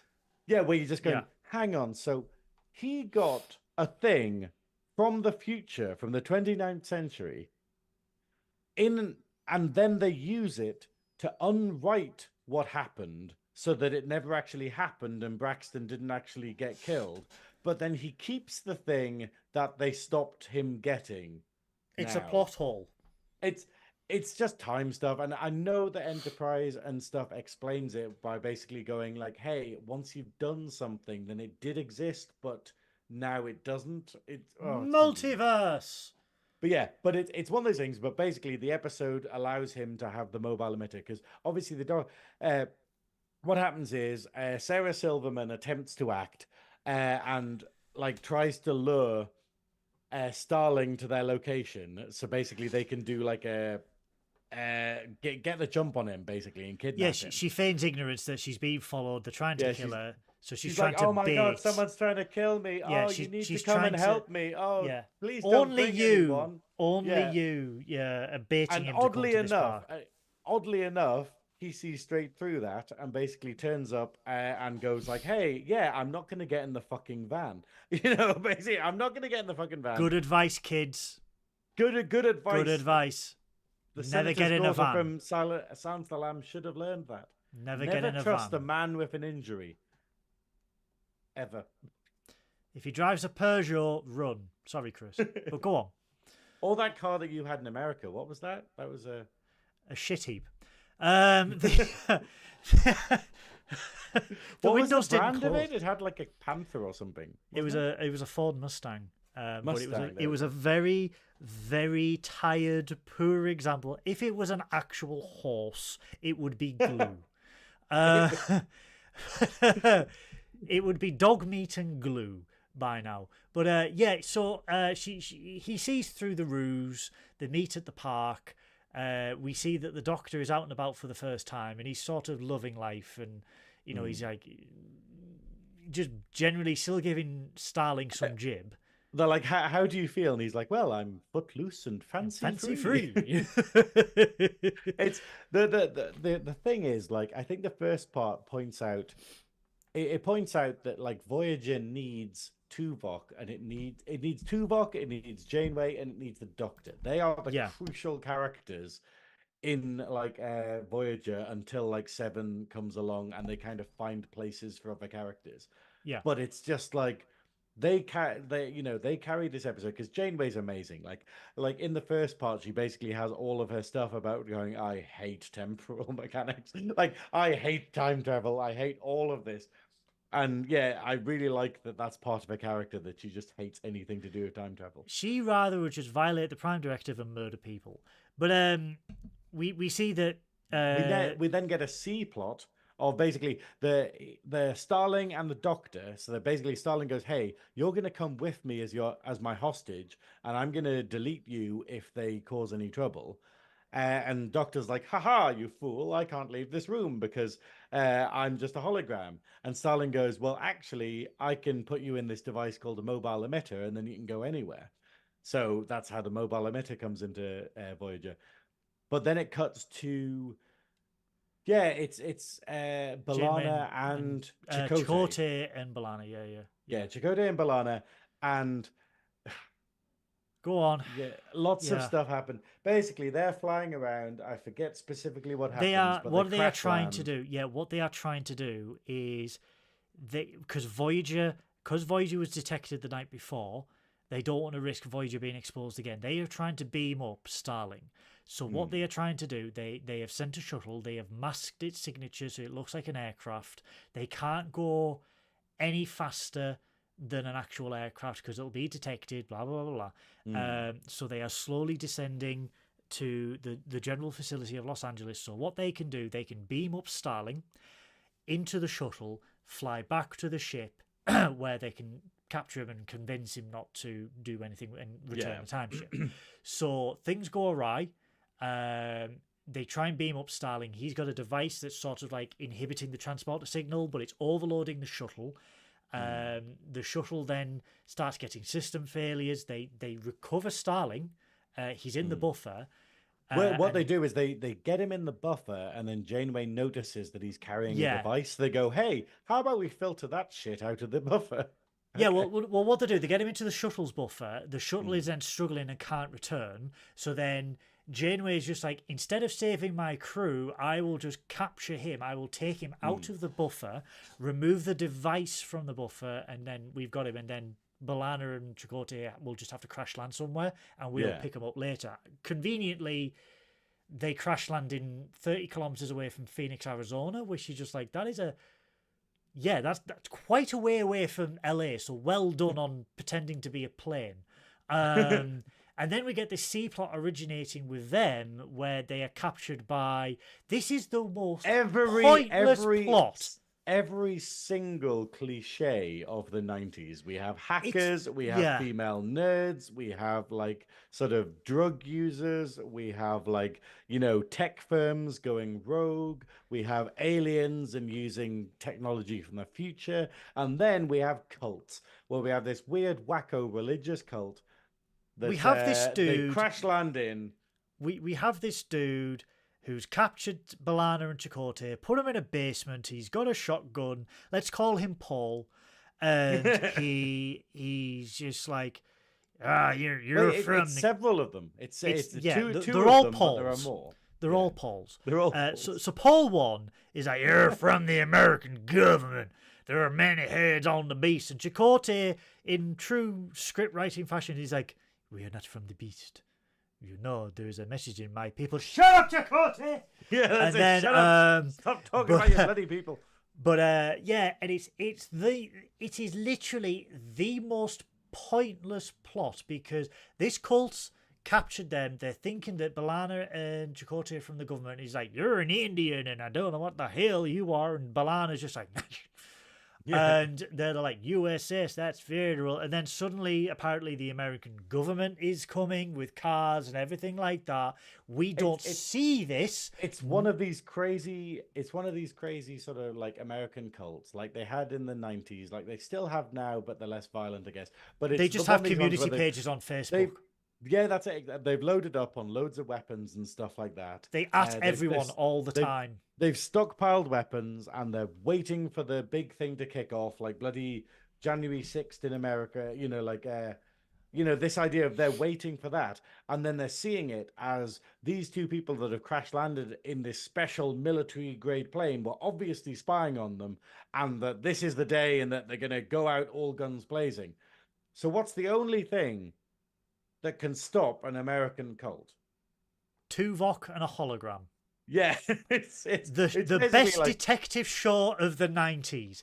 I honestly absolutely fucking love this. They should have. Can you imagine, right? A little slight tangent.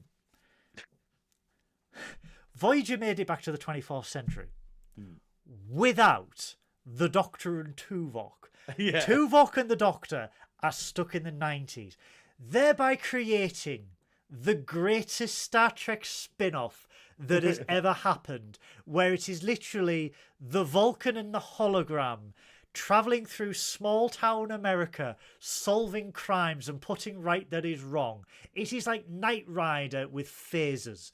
I would absolutely love this so much. So much. It would be I would love that. It would be fucking amazing, because we see like the government is there to take these two people in this government plane, and the cult's like, my God, you, and suddenly like this platoon of American government guys, these men in black have come, and they are subdued by a hologram and a Vulcan, and then the Doctor just walks in. And he's just like, I love this so much that it's literally you hear all these gunshots and stuff, and they're in these guys are in the basement being like, what the fuck's happening and stuff, and it's just like, oh, it's and then literally the door opens and it's just the Doctor, and they literally fire all of their guns at him, and obviously it just goes through him, and he's just standing there. Good God in heaven, help us. I love it. It's God in heaven. He yells, good God in heaven, help us. And then the Doctor's just like, divine intervention is unlikely. They just shoots them. Yeah. And just casually just strolls up to them. B'Elanna and Chakotay unties them. It's a wonderful scene. And this is the thing. It's like, while I'm not a massive fan of this two-parter, there's so many good little scenes. And you just kind of go like, I think the writers had these good little scenes, and then they just went, how do we fill in the spaces between them? Yeah. Sarah Silverman. I would have loved, like I said, if they were trapped in the 20, even if it was just like for the remainder of season 3, and then they were picked up in, at the end of season 3 or something like that. But then you could just get that one mini series of like 10 episodes where they're just fighting crime across small town America. I really would. It would have been peak 90s. It would have tipped off the cliche bingo card, but it just would have been like, just like the Vulcan and the Doctor. And it's just like, what was it? Like, you could go like Star Trek 4 with McCoy, just like, my God, what is this, a Stone Age? And like, he's like, the Doctor curing kidney stones with a pill. And just, you know what I mean? And just like, I'm on dialysis. And it's just, my God, it's like the Spanish, and just like curing them. But like, their goal is to put right what is wrong, but without violating the Prime Directive. And it's like a mix of Highway to Heaven, Knight Rider, and the A-Team, all distilled into this Star Trek spin-off that would have been like a little mini-series. I would have loved it. If anyone, if anyone would have loved to have seen that, let me know, because I'll get someone, I'll pitch it to one of the animated studios, Mike McCann. I'll tell you what, I'm interviewing the Hagemans. Yeah. Later on. I'm going to pitch the Doctor and the Vulcan for a 10-episode spin-off. It would be so They could have a mic and a sidecar. Can you imagine? I think the only criticism I have of this idea is, what the fuck would Voyager do without them? Like, literally, like, they would just be dead in the Gamma Quadrant, and the show would just be like, we've found reasons for Neelix to be in here. It would give Kess a reason to be there, because she would have to step into the role as the Doctor. But this is the problem, though. Even when they do that, they're still like, oh, but the whole point of her is that she's Neelix's love interest, but we don't know what to do with Neelix, so we'll just ignore Kez as well. 3 years. It's just... Yeah. So... Isn't she only 2 at this age? I don't want to know. It's her 3rd birthday later on in the show, I think. I can't remember. Oof. Either way. But creepy. They save B'Elanna and Chakotay, and we see that Paris and Rain are heading to Chronoworks to try and find the time ship. They see, though, that there's a lorry pulling away, and that they believe that the time ship is in there, and they are moving the time ship away. So they follow the lorry. In a car, not using a ship or anything. No, because that would be too conspicuous. But couldn't they use another runabout? Through LA? Well, they did, if they did, like, yeah. Yeah. But the whole Chakotay and B'Elanna thing, it's like, couldn't they just do that again? With, like, because it's a desert. Like what they're saying is, because there is a line where Paris basically says, like, oh, no, it's Rain says, hey, there's no one else here. It's pretty obvious that we're following them, kind of thing. Like, they're the only cars on the road. Yeah, so surely you just be like, okay, they're in the desert. Now we send the runabout down, and now we just shoot the fucking ship. And I know that's what happens, but the whole car chase thing is utterly pointless and only exists because it looks cool.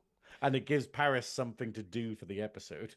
Yeah, so the chase concludes with the lorry shooting at the camper van. They stall in the middle of the road, and the lorry's coming towards them to try and, I don't know, crush them, which is a bit stupid. It's really dumb, because basically what they do is Paris basically sort of shoots the lorry and, like, hits its wheel or something, causes it to, like, spin around, but then magically it's back to normal. It's working again. It's fully turned round on a dust road, an 18-wheeler has fully turned round on a dust road, and it's coming towards them, and he doesn't think, maybe I should shoot the driver. Like, they're literally like, oh, the car's stalled. Oh, we can't possibly get out of the van or anything like that. No, can't do any of that. And it's just weird. I'm like, why don't they just shoot him? Like, just stun him, and it'll take his foot off the pedal. Yeah, the whole thing is just dramatic. And then the Chakotay and B'Elanna come down in the ship, and they just shoot the lorry and just kill the guy. Yeah. Like, it's literally, it is pretty good CG actually for the 90s, because it Yeah. basically shows a massive lorry exploding. You can see that it's a 3D modeled Yeah. version of the lorry that they've got going through the flames and stuff.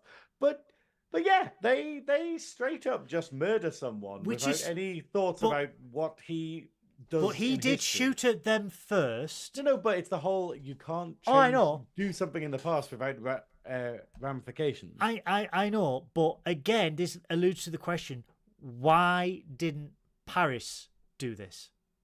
Yeah. Why but did he have to why wait for didn't the he shoot him? shuttle? Yeah, and it's the whole thing of going, Paris, you have failed at every single thing you've attempted to do in the two-parter.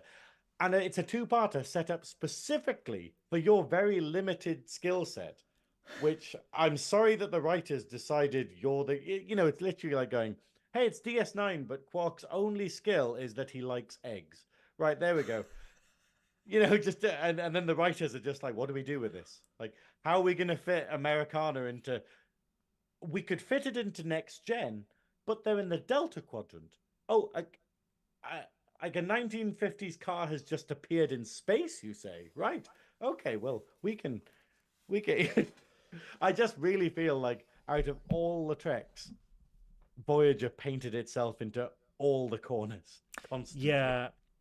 So the shuttle blows up the lorry, which Synoiz has said it was quite impressive for the 90s. Yeah. It looked good. But then they realise this was a subterfuge. It was a decoy. There was only a transmitter in that lorry. Where is the time ship? And then suddenly we see Henry Starling in said time ship at Chronoworks, not so subtly blasting out of the fucking skyscraper in this shuttle in broad daylight. And again, no one in LA is looking up today. No one in LA has got a camera in LA. I think staring at skyscrapers in shock isn't going to come into fashion for another couple of years at this point. Okay.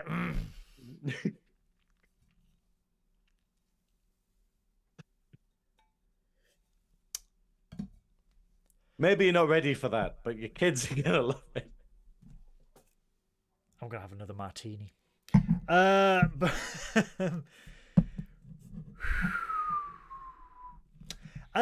yeah, so we see that Starling takes the time ship Eon into orbit, and what he's going to do, he is going to travel into the future because he has run out of all available technology on this ship. He's cannibalized what he can to make commercial products from this ship, and he needs to go into the future to find more technology to create the next 10 technological revolutions. Essentially, he wants to maintain his pace of being a massive entrepreneur and being the pioneer of technology. So he takes the ship and he's going to launch Time Rift. So it's up to Voyager now to try and stop him. However, there is damage to Voyager's ship. There is damage to Voyager itself in terms of they can't fire a torpedo. It has to be manually calibrated and manually fired from the torpedo bay. Why is this? There is damage to the ship and they cannot calibrate it properly. There's some sort of interference and they cannot calibrate the torpedo in order to destroy the ship and destroy the temporal rift. So it's up to Janeway in order to sacrifice herself to fire this torpedo. So the rift is formed. There is a race against time. Voyager is going after them. We see Janeway in the torpedo tube. We see the Doctor arriving on the bridge. Like, this is a very tense moment, and the Doctor is like, "Thank you, it's a pleasure to be here." And it's just like things could end very quickly. But I just love though that the Doctor just has no sense of occasion at all. Like, it's like even like when Starling kidnaps him and is threatening him, he's just like, "Hello, you're a piece of shit," and it's just like.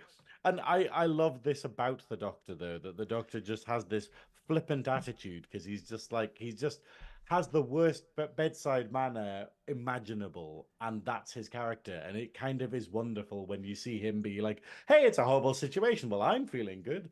I love that, like, Chakotay asked for a situation report, and Kim's just like, "The captain's gone down to the torpedo tube to manually fire it," and Chakotay goes to the Doctor, "Go down and, like, she may need help, go down." "Aye, sir. Where is it?" Yeah.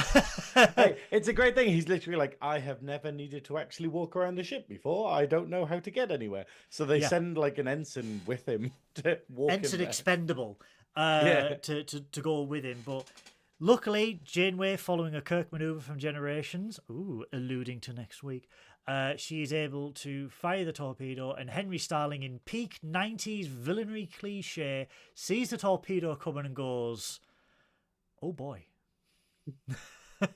And blows up, closing the rift. So time is saved, apparently. And then next thing, the rift opens, and we see the same time ship appear, and it's another Captain Braxton. It's Go on. just Deus Ex Machina after Deus Ex Machina. Like the entire thing is like they destroy him, but then Braxton appears and saves them all, and then Braxton is basically going like, he's like, he's like, hey, okay, you saved the future by killing him, well done. Now I'm gonna take you back to your time. And Janeway's like, hey, could you possibly keep us here and send us into the future? And he's like, no. Temporal Prime Directive. Fucking Voyager. Temporal Prime Directive. And he's like, because they go, Captain Braxton, we have met you. And he's just like, I have no recollection of that instance. We detected you in the 21st century. I've been sent back to take you back. And it's just like, couldn't you have done that earlier? Yeah. Couldn't you have appeared and shot your other self before you caused the episode to happen? Could you have not detected that time ship in the 20th century 30 years ago when it landed in 1967 and resolve it back then? Oh, but that didn't happen. But then why is the device still around? What's it called? The mobile emitter. Why is the mobile? Yeah. Why has he kept the mobile emitter? Why is there a plot hole everywhere? Yeah, and see what I mean? It's the fact of like, obviously, I get deep into Trek, not in a kind of standard way, but in a kind of, this could have been written so much better. Like the episode with the premise of this is great. I love the premise of it, but it's the fact of it's just plot hole after plot hole, because they just went, we need to get to this quickly, even though it's a two-parter. And yet it has stuff that I find fun, but was the cult thing totally necessary? No. Was the whole decoy thing totally necessary? No. It just feels like the writers went, hey, we need to put all this stuff in because we think it's cool, and we need explosions.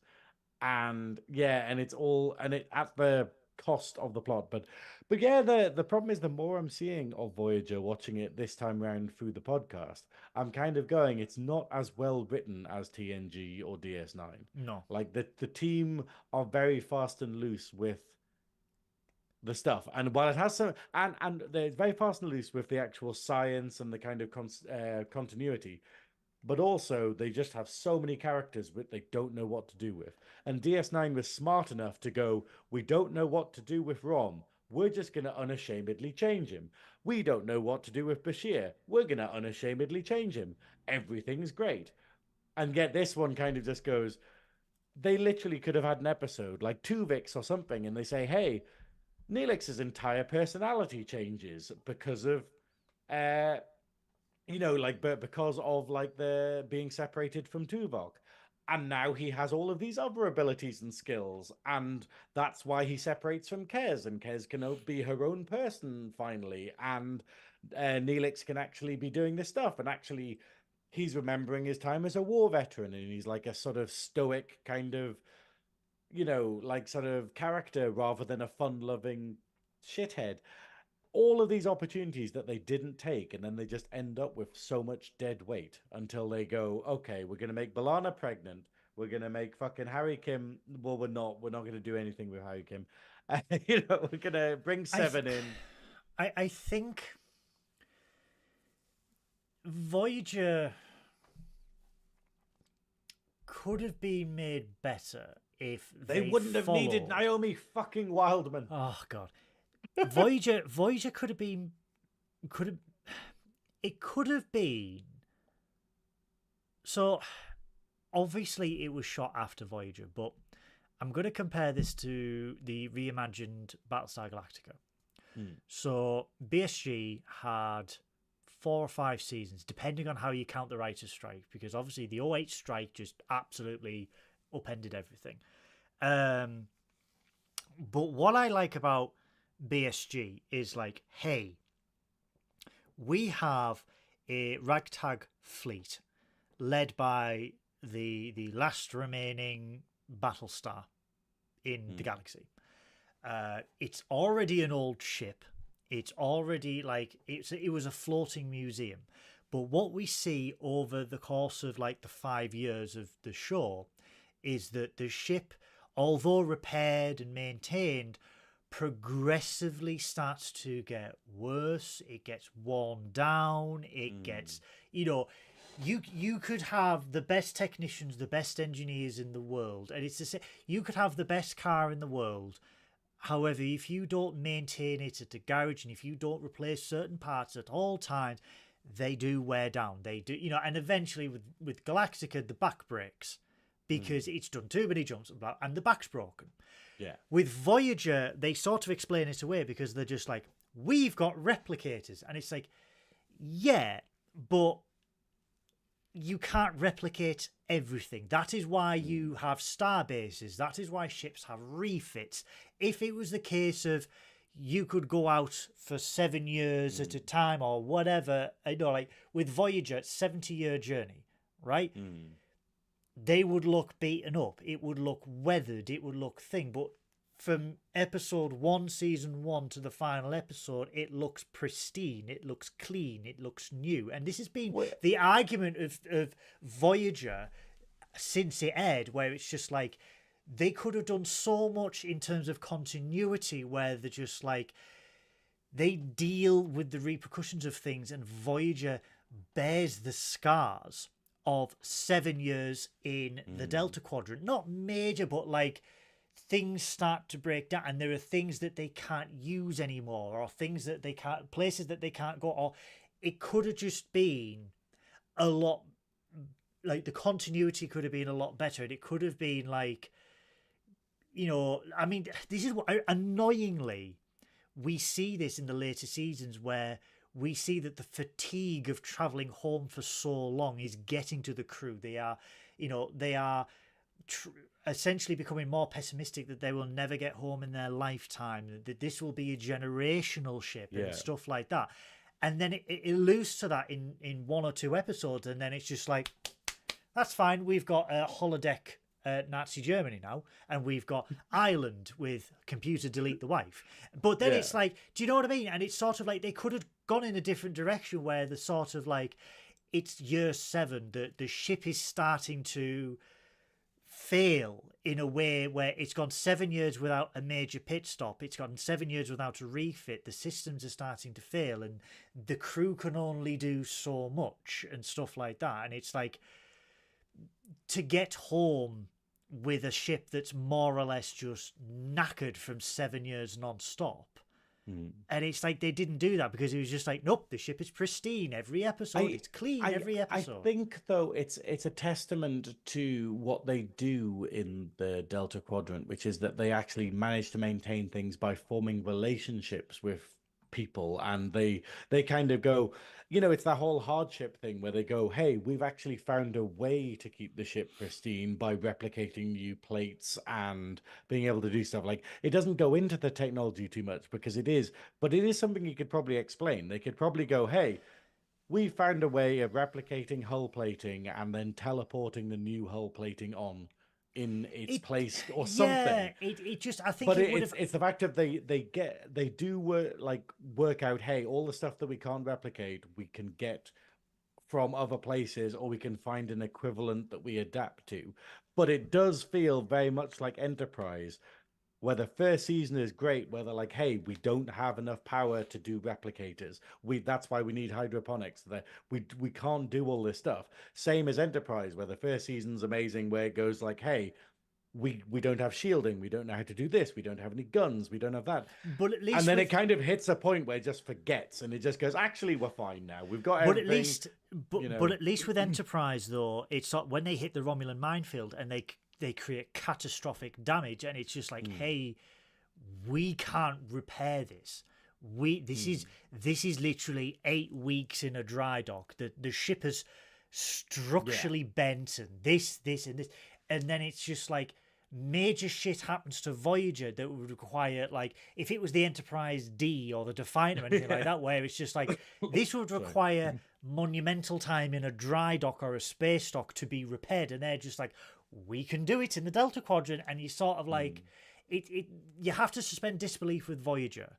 But it would have been interesting if they lent more into the angle of, yes, we have replicators, yes, we have the ability to replicate materials and parts and everything like that, but then the replicators themselves need energy, and they allude to that every so often, and especially early in the seasons. But then it's sort of like, nope, we're fine now.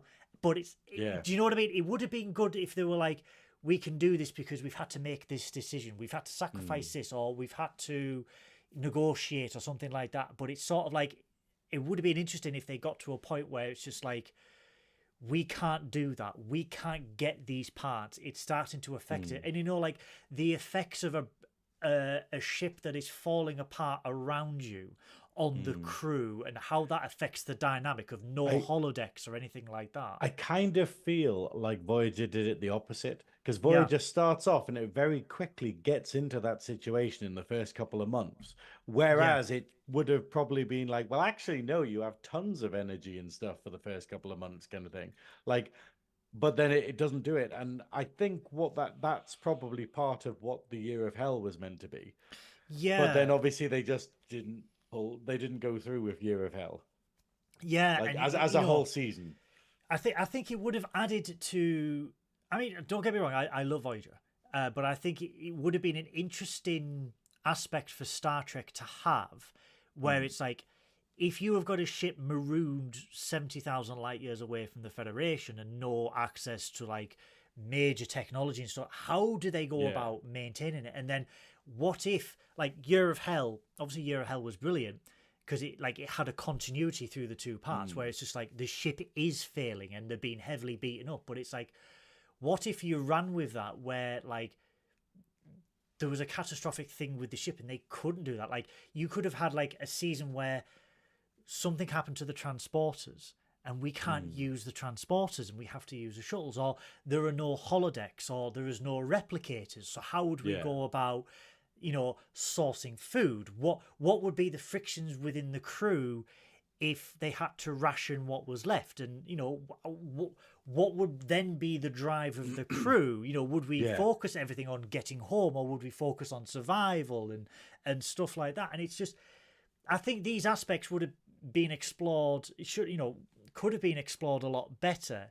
But I think that's one of the arguments of Voyager, where it's just like, 7 years in the Delta Quadrant still looks factory fresh. And it's like, yes, they maintained it, but again, it would have been a little bit, I know realistic is a daft word, but I think it's a little bit of weathering and patina, and like, we have been through shit, and the ship itself has the scars of it. Because this is what I love about Battlestar, is the continuity on, like, the ship will go through one major battle and it would have the absolute fuck kicked out of it in season 2 or season 3, and then that stays on the ship all the way through for the rest of the series.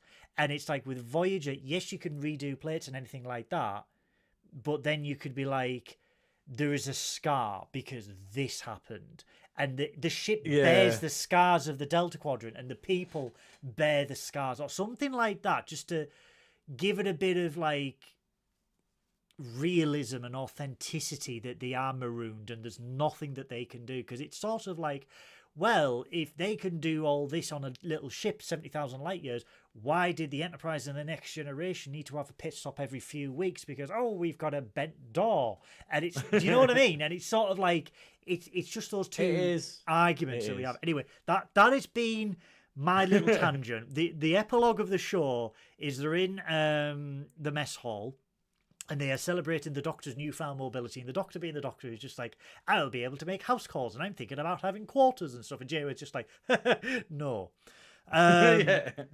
But then we see really cringy. The last things is Tuvok and Paris, and Tuvok is basically criticizing Paris. You know, this so-called aficionado of the 20th century. You know, they're on about a parking ticket, and he's just like, it was a miracle that we barely survived the 20th century, despite Paris being a 20th century aficionado. And Paris is just like, you know, Tuvok, you're a real freakosaurus. And I'm just like, It's terrible. But even at the time, they must have known that that was a terrible, that was a terrible, like, line. Don't mind Martini for that. But yeah, I mean, is there anything else you want to add for Future's End?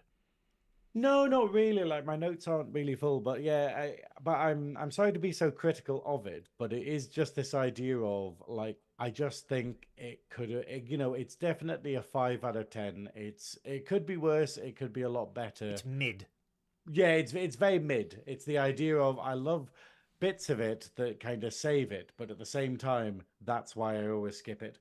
Like, it's this idea of there's certain episodes of Trek where basically it's like, I can see when I get to it on Netflix, and it just shows you how much of you, when you've been watching them, and it has a full little red bar for all the ones you've watched through. And then it's episodes like this where it just has the one that it has a little bit of a filled up, and it's because I tried to watch it again. I was like, oh God, it's this one, and then skipped it. Let's meet with Code of Honor. Yeah, that's it. Code of Honor is one of those episodes, I will say, because I'm like, fuck this.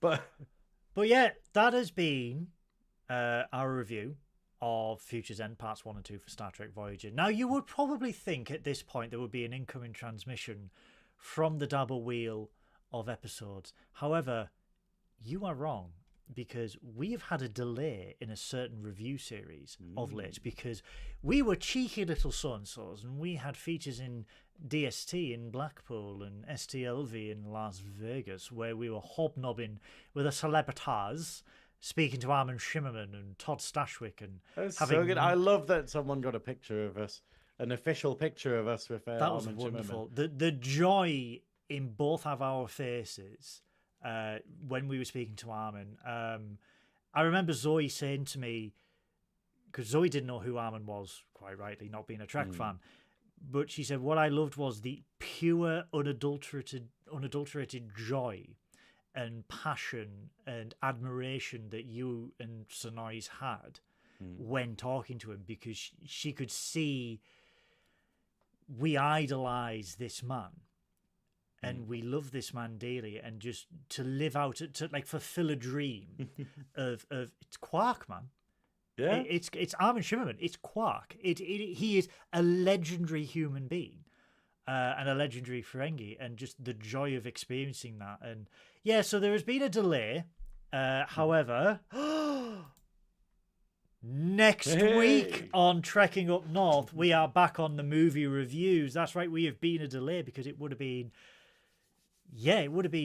First Contact this month, but we have delayed it because of the what are they called?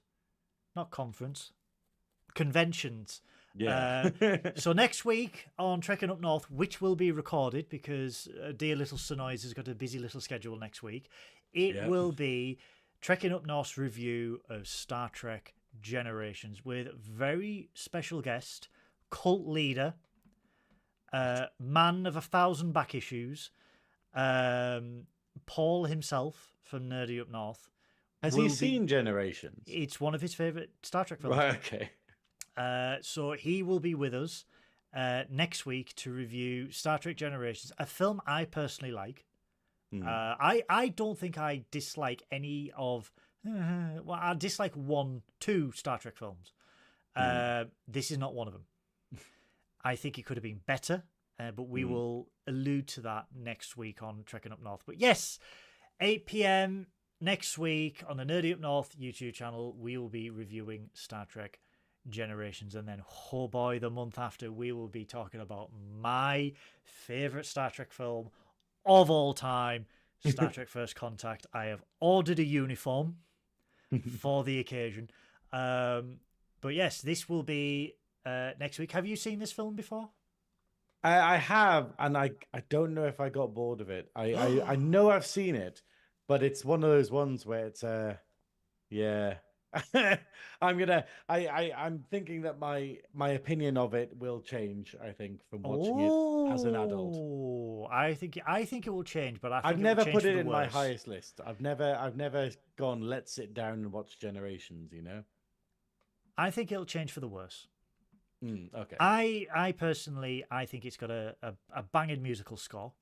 And I think, although it could have been better and there were a few issues, I think it's a solid movie. But we will be reviewing that next week, and then the week after. Well, next week the Dabo Wheel will return, and we will definitely block out Voyager for a little bit, because it has been a session of Voyager this year. It's so a far. lot of plot holes. It's a lot of plot holes and a lot of coffee. But yes, that has been our review of Future's End. Science Officer Synoiz, are you doing anything after this show, or are you resting? I am not. I'm doing neither of those things. I still have outfits to make. I literally have to still put together a dress, and I still have to paint stuff, and I have to get everything ready for tomorrow. So I will not be getting much sleep, I'm afraid. You batch. I know, but we've just got to get everything ready. Guys, if you are on the YouTube, now they have changed this. If you are on the desktop app, the Velvet Snatches store and descriptions and YouTube page are here. Oh, have they changed it? They've moved everything around, yes. If you are on the TV, it's down there. If you are on the mobile app, it's down there. I think, yes. Yeah. So, store.velvetsnatch, it's in down there. Buy some merch. Actually, don't buy any merch at the minute, because obviously the fundraising part of the campaign is done. The fundraising part of the campaign is done. We are trying to work out what we do with the store now, whether we actually just continue on and the money goes to a charity, whether we give it to the same charities.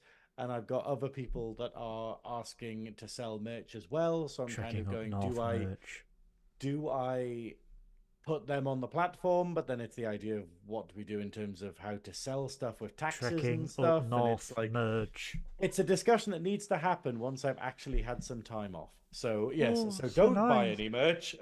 Synoiz, Synoiz. Put some merch on your website for Trekking Up North. Hey, when we work out how to do all of the tax returns and stuff for it, we can do that. We don't pay tax. We are conservatives. Look, that's why we are blue. Yes, we will work it all out. But but what you can do is you can, before Monday, because the final of my competition is this Monday. So I'm absolutely terrified because I really, really want to win this one. I really do want this title. But it's the fact of you can go to thevelvetsnatch.com/vote, and that will take you to a page with 2 links on it, which are basically the Facebook link and the Instagram link. If you follow both those links and then like the post that it takes you to, that is a vote for me, which is cumulatively 10% of the overall score, which should hopefully help me, I guess. But yes. He has worked tirelessly for months on this, and the entirety of Nerdy Up North is behind him. I'm behind him. I'm with him. On Monday, I was literally like the only person that I trust enough to help me get ready on a really stressful day is you, Goodwill. Camera guy and Captain Caddy for the day, and chief dresser of the snatch. I get to see. That sounds wrong. I get to see Synoiz's entire package for myself and exclusively for myself. And I may tuck it in every now and then because I would say, "You pop it out." But you're the velvet snatch, not the velvet crotch, or the velvet bulge. But I will be helping Synoiz, the velvet snatch, all the way through Monday. So please wish him luck. He, above all else, deserves to win this competition for all the hard work he's put in, for the charity streams, for the quizzes that he has done, for the... All the merch, all the wonderful teapot auctions. That I still love that one. Look at him. What's he doing? Is he dowsing? Is he fishing? Who knows? I have had to put up with the goddamn teapots in my home because of this goddamn competition. Don't let it be in vain, please. I drank from this when someone said don't, and there is no label to say don't. All right, I ingested harmful toxic chemicals for Synoiz, for the Velvet Snatch. Okay, he needs to win. So wish him luck for this Monday. I'm actually genuinely so, I've still got to revise. Like, that's another thing. Tomorrow morning, I've got to get this outfit sorted so I can get some sleep, so that I can spend tomorrow morning revising for the exam. Yeah. Because I still have so many more dates. I have so many more famous world leaders to memorize, and all of these bits of modern culture and stuff. Like, I need to remember who did this, all of these crazy things I need to memorize for the exam, because the exam is 20% of the mark, and so I have to do well in it. I want everyone in the chat and everyone watching Trekking Up North recorded back, I want everyone to wish Synoiz luck right now. Comment good luck Synoiz, and I want you to please, please, please, please, if you haven't already, vote, because it is crucial that he wins, because then he will turn into dust and forever be a memory for all of his hard work. It will be like the end of Sweet Release. Mr. Stark, I don't feel so good. He will turn into dust. But he deserves it. If you can, come to Anik on Monday and support me, because if you come down to Anik, you basically, as part of being there, you get a vote. And that vote is like a separate vote, and it's kind of worth a bit more. So basically, you can vote for me on the day. What's the weather like on Sunday? On Monday. Good, I think. Alnwick, isn't it? Wick. Yeah. No. What? How do you spell Anik? Alnwick. Well, I knew that. That was a test. Monday. Oh, you lucky duck. So it's really funny. Today, rain. Tomorrow, rain. Sunday, rain. Monday, 17 degrees, light cloud. Tuesday, rain. Wednesday, rain. We'll see the how it heavens are opening for Synoiz. I have planned for. I have umbrellas and stuff, because I've gone, hey, what if it doesn't? What if it's actual downpour? But and you will see that is a concern, considering one of my outfits, which you will see on Monday. So fingers crossed, but I guess, to be fair, it only needs to last a day. So we'll see what happens. So we will both be there. Wish him luck. He deserves it more than anything in the world for all of his hard work. So everybody wish him luck. If you have liked this video, please hit that like button. If you are not a member of the Nerdy Up North YouTube channel, hit that subscribe button, because we have got a wide range of content for all your nerdy needs. And I've just hit the table with my knuckle, and that really hurt. Ow. We have a host of great content happening more or less every day on the Nerdy Up North channel. We've got the main podcast. We've got Monsters Up North. We've got Gigs Up North, Toons Up North, Toons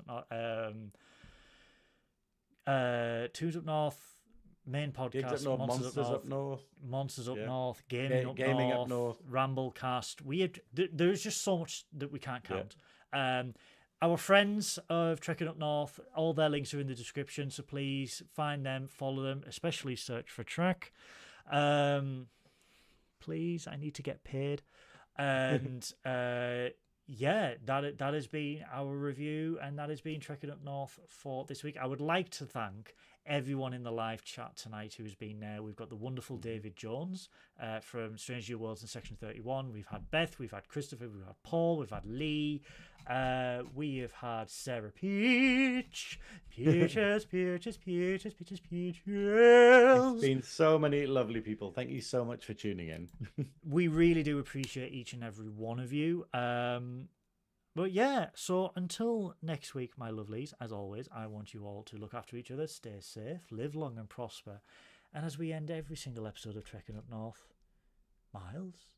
Vote for me, Miles. Miles? Miles? Miles? Miles? Take that phaser out your mouth.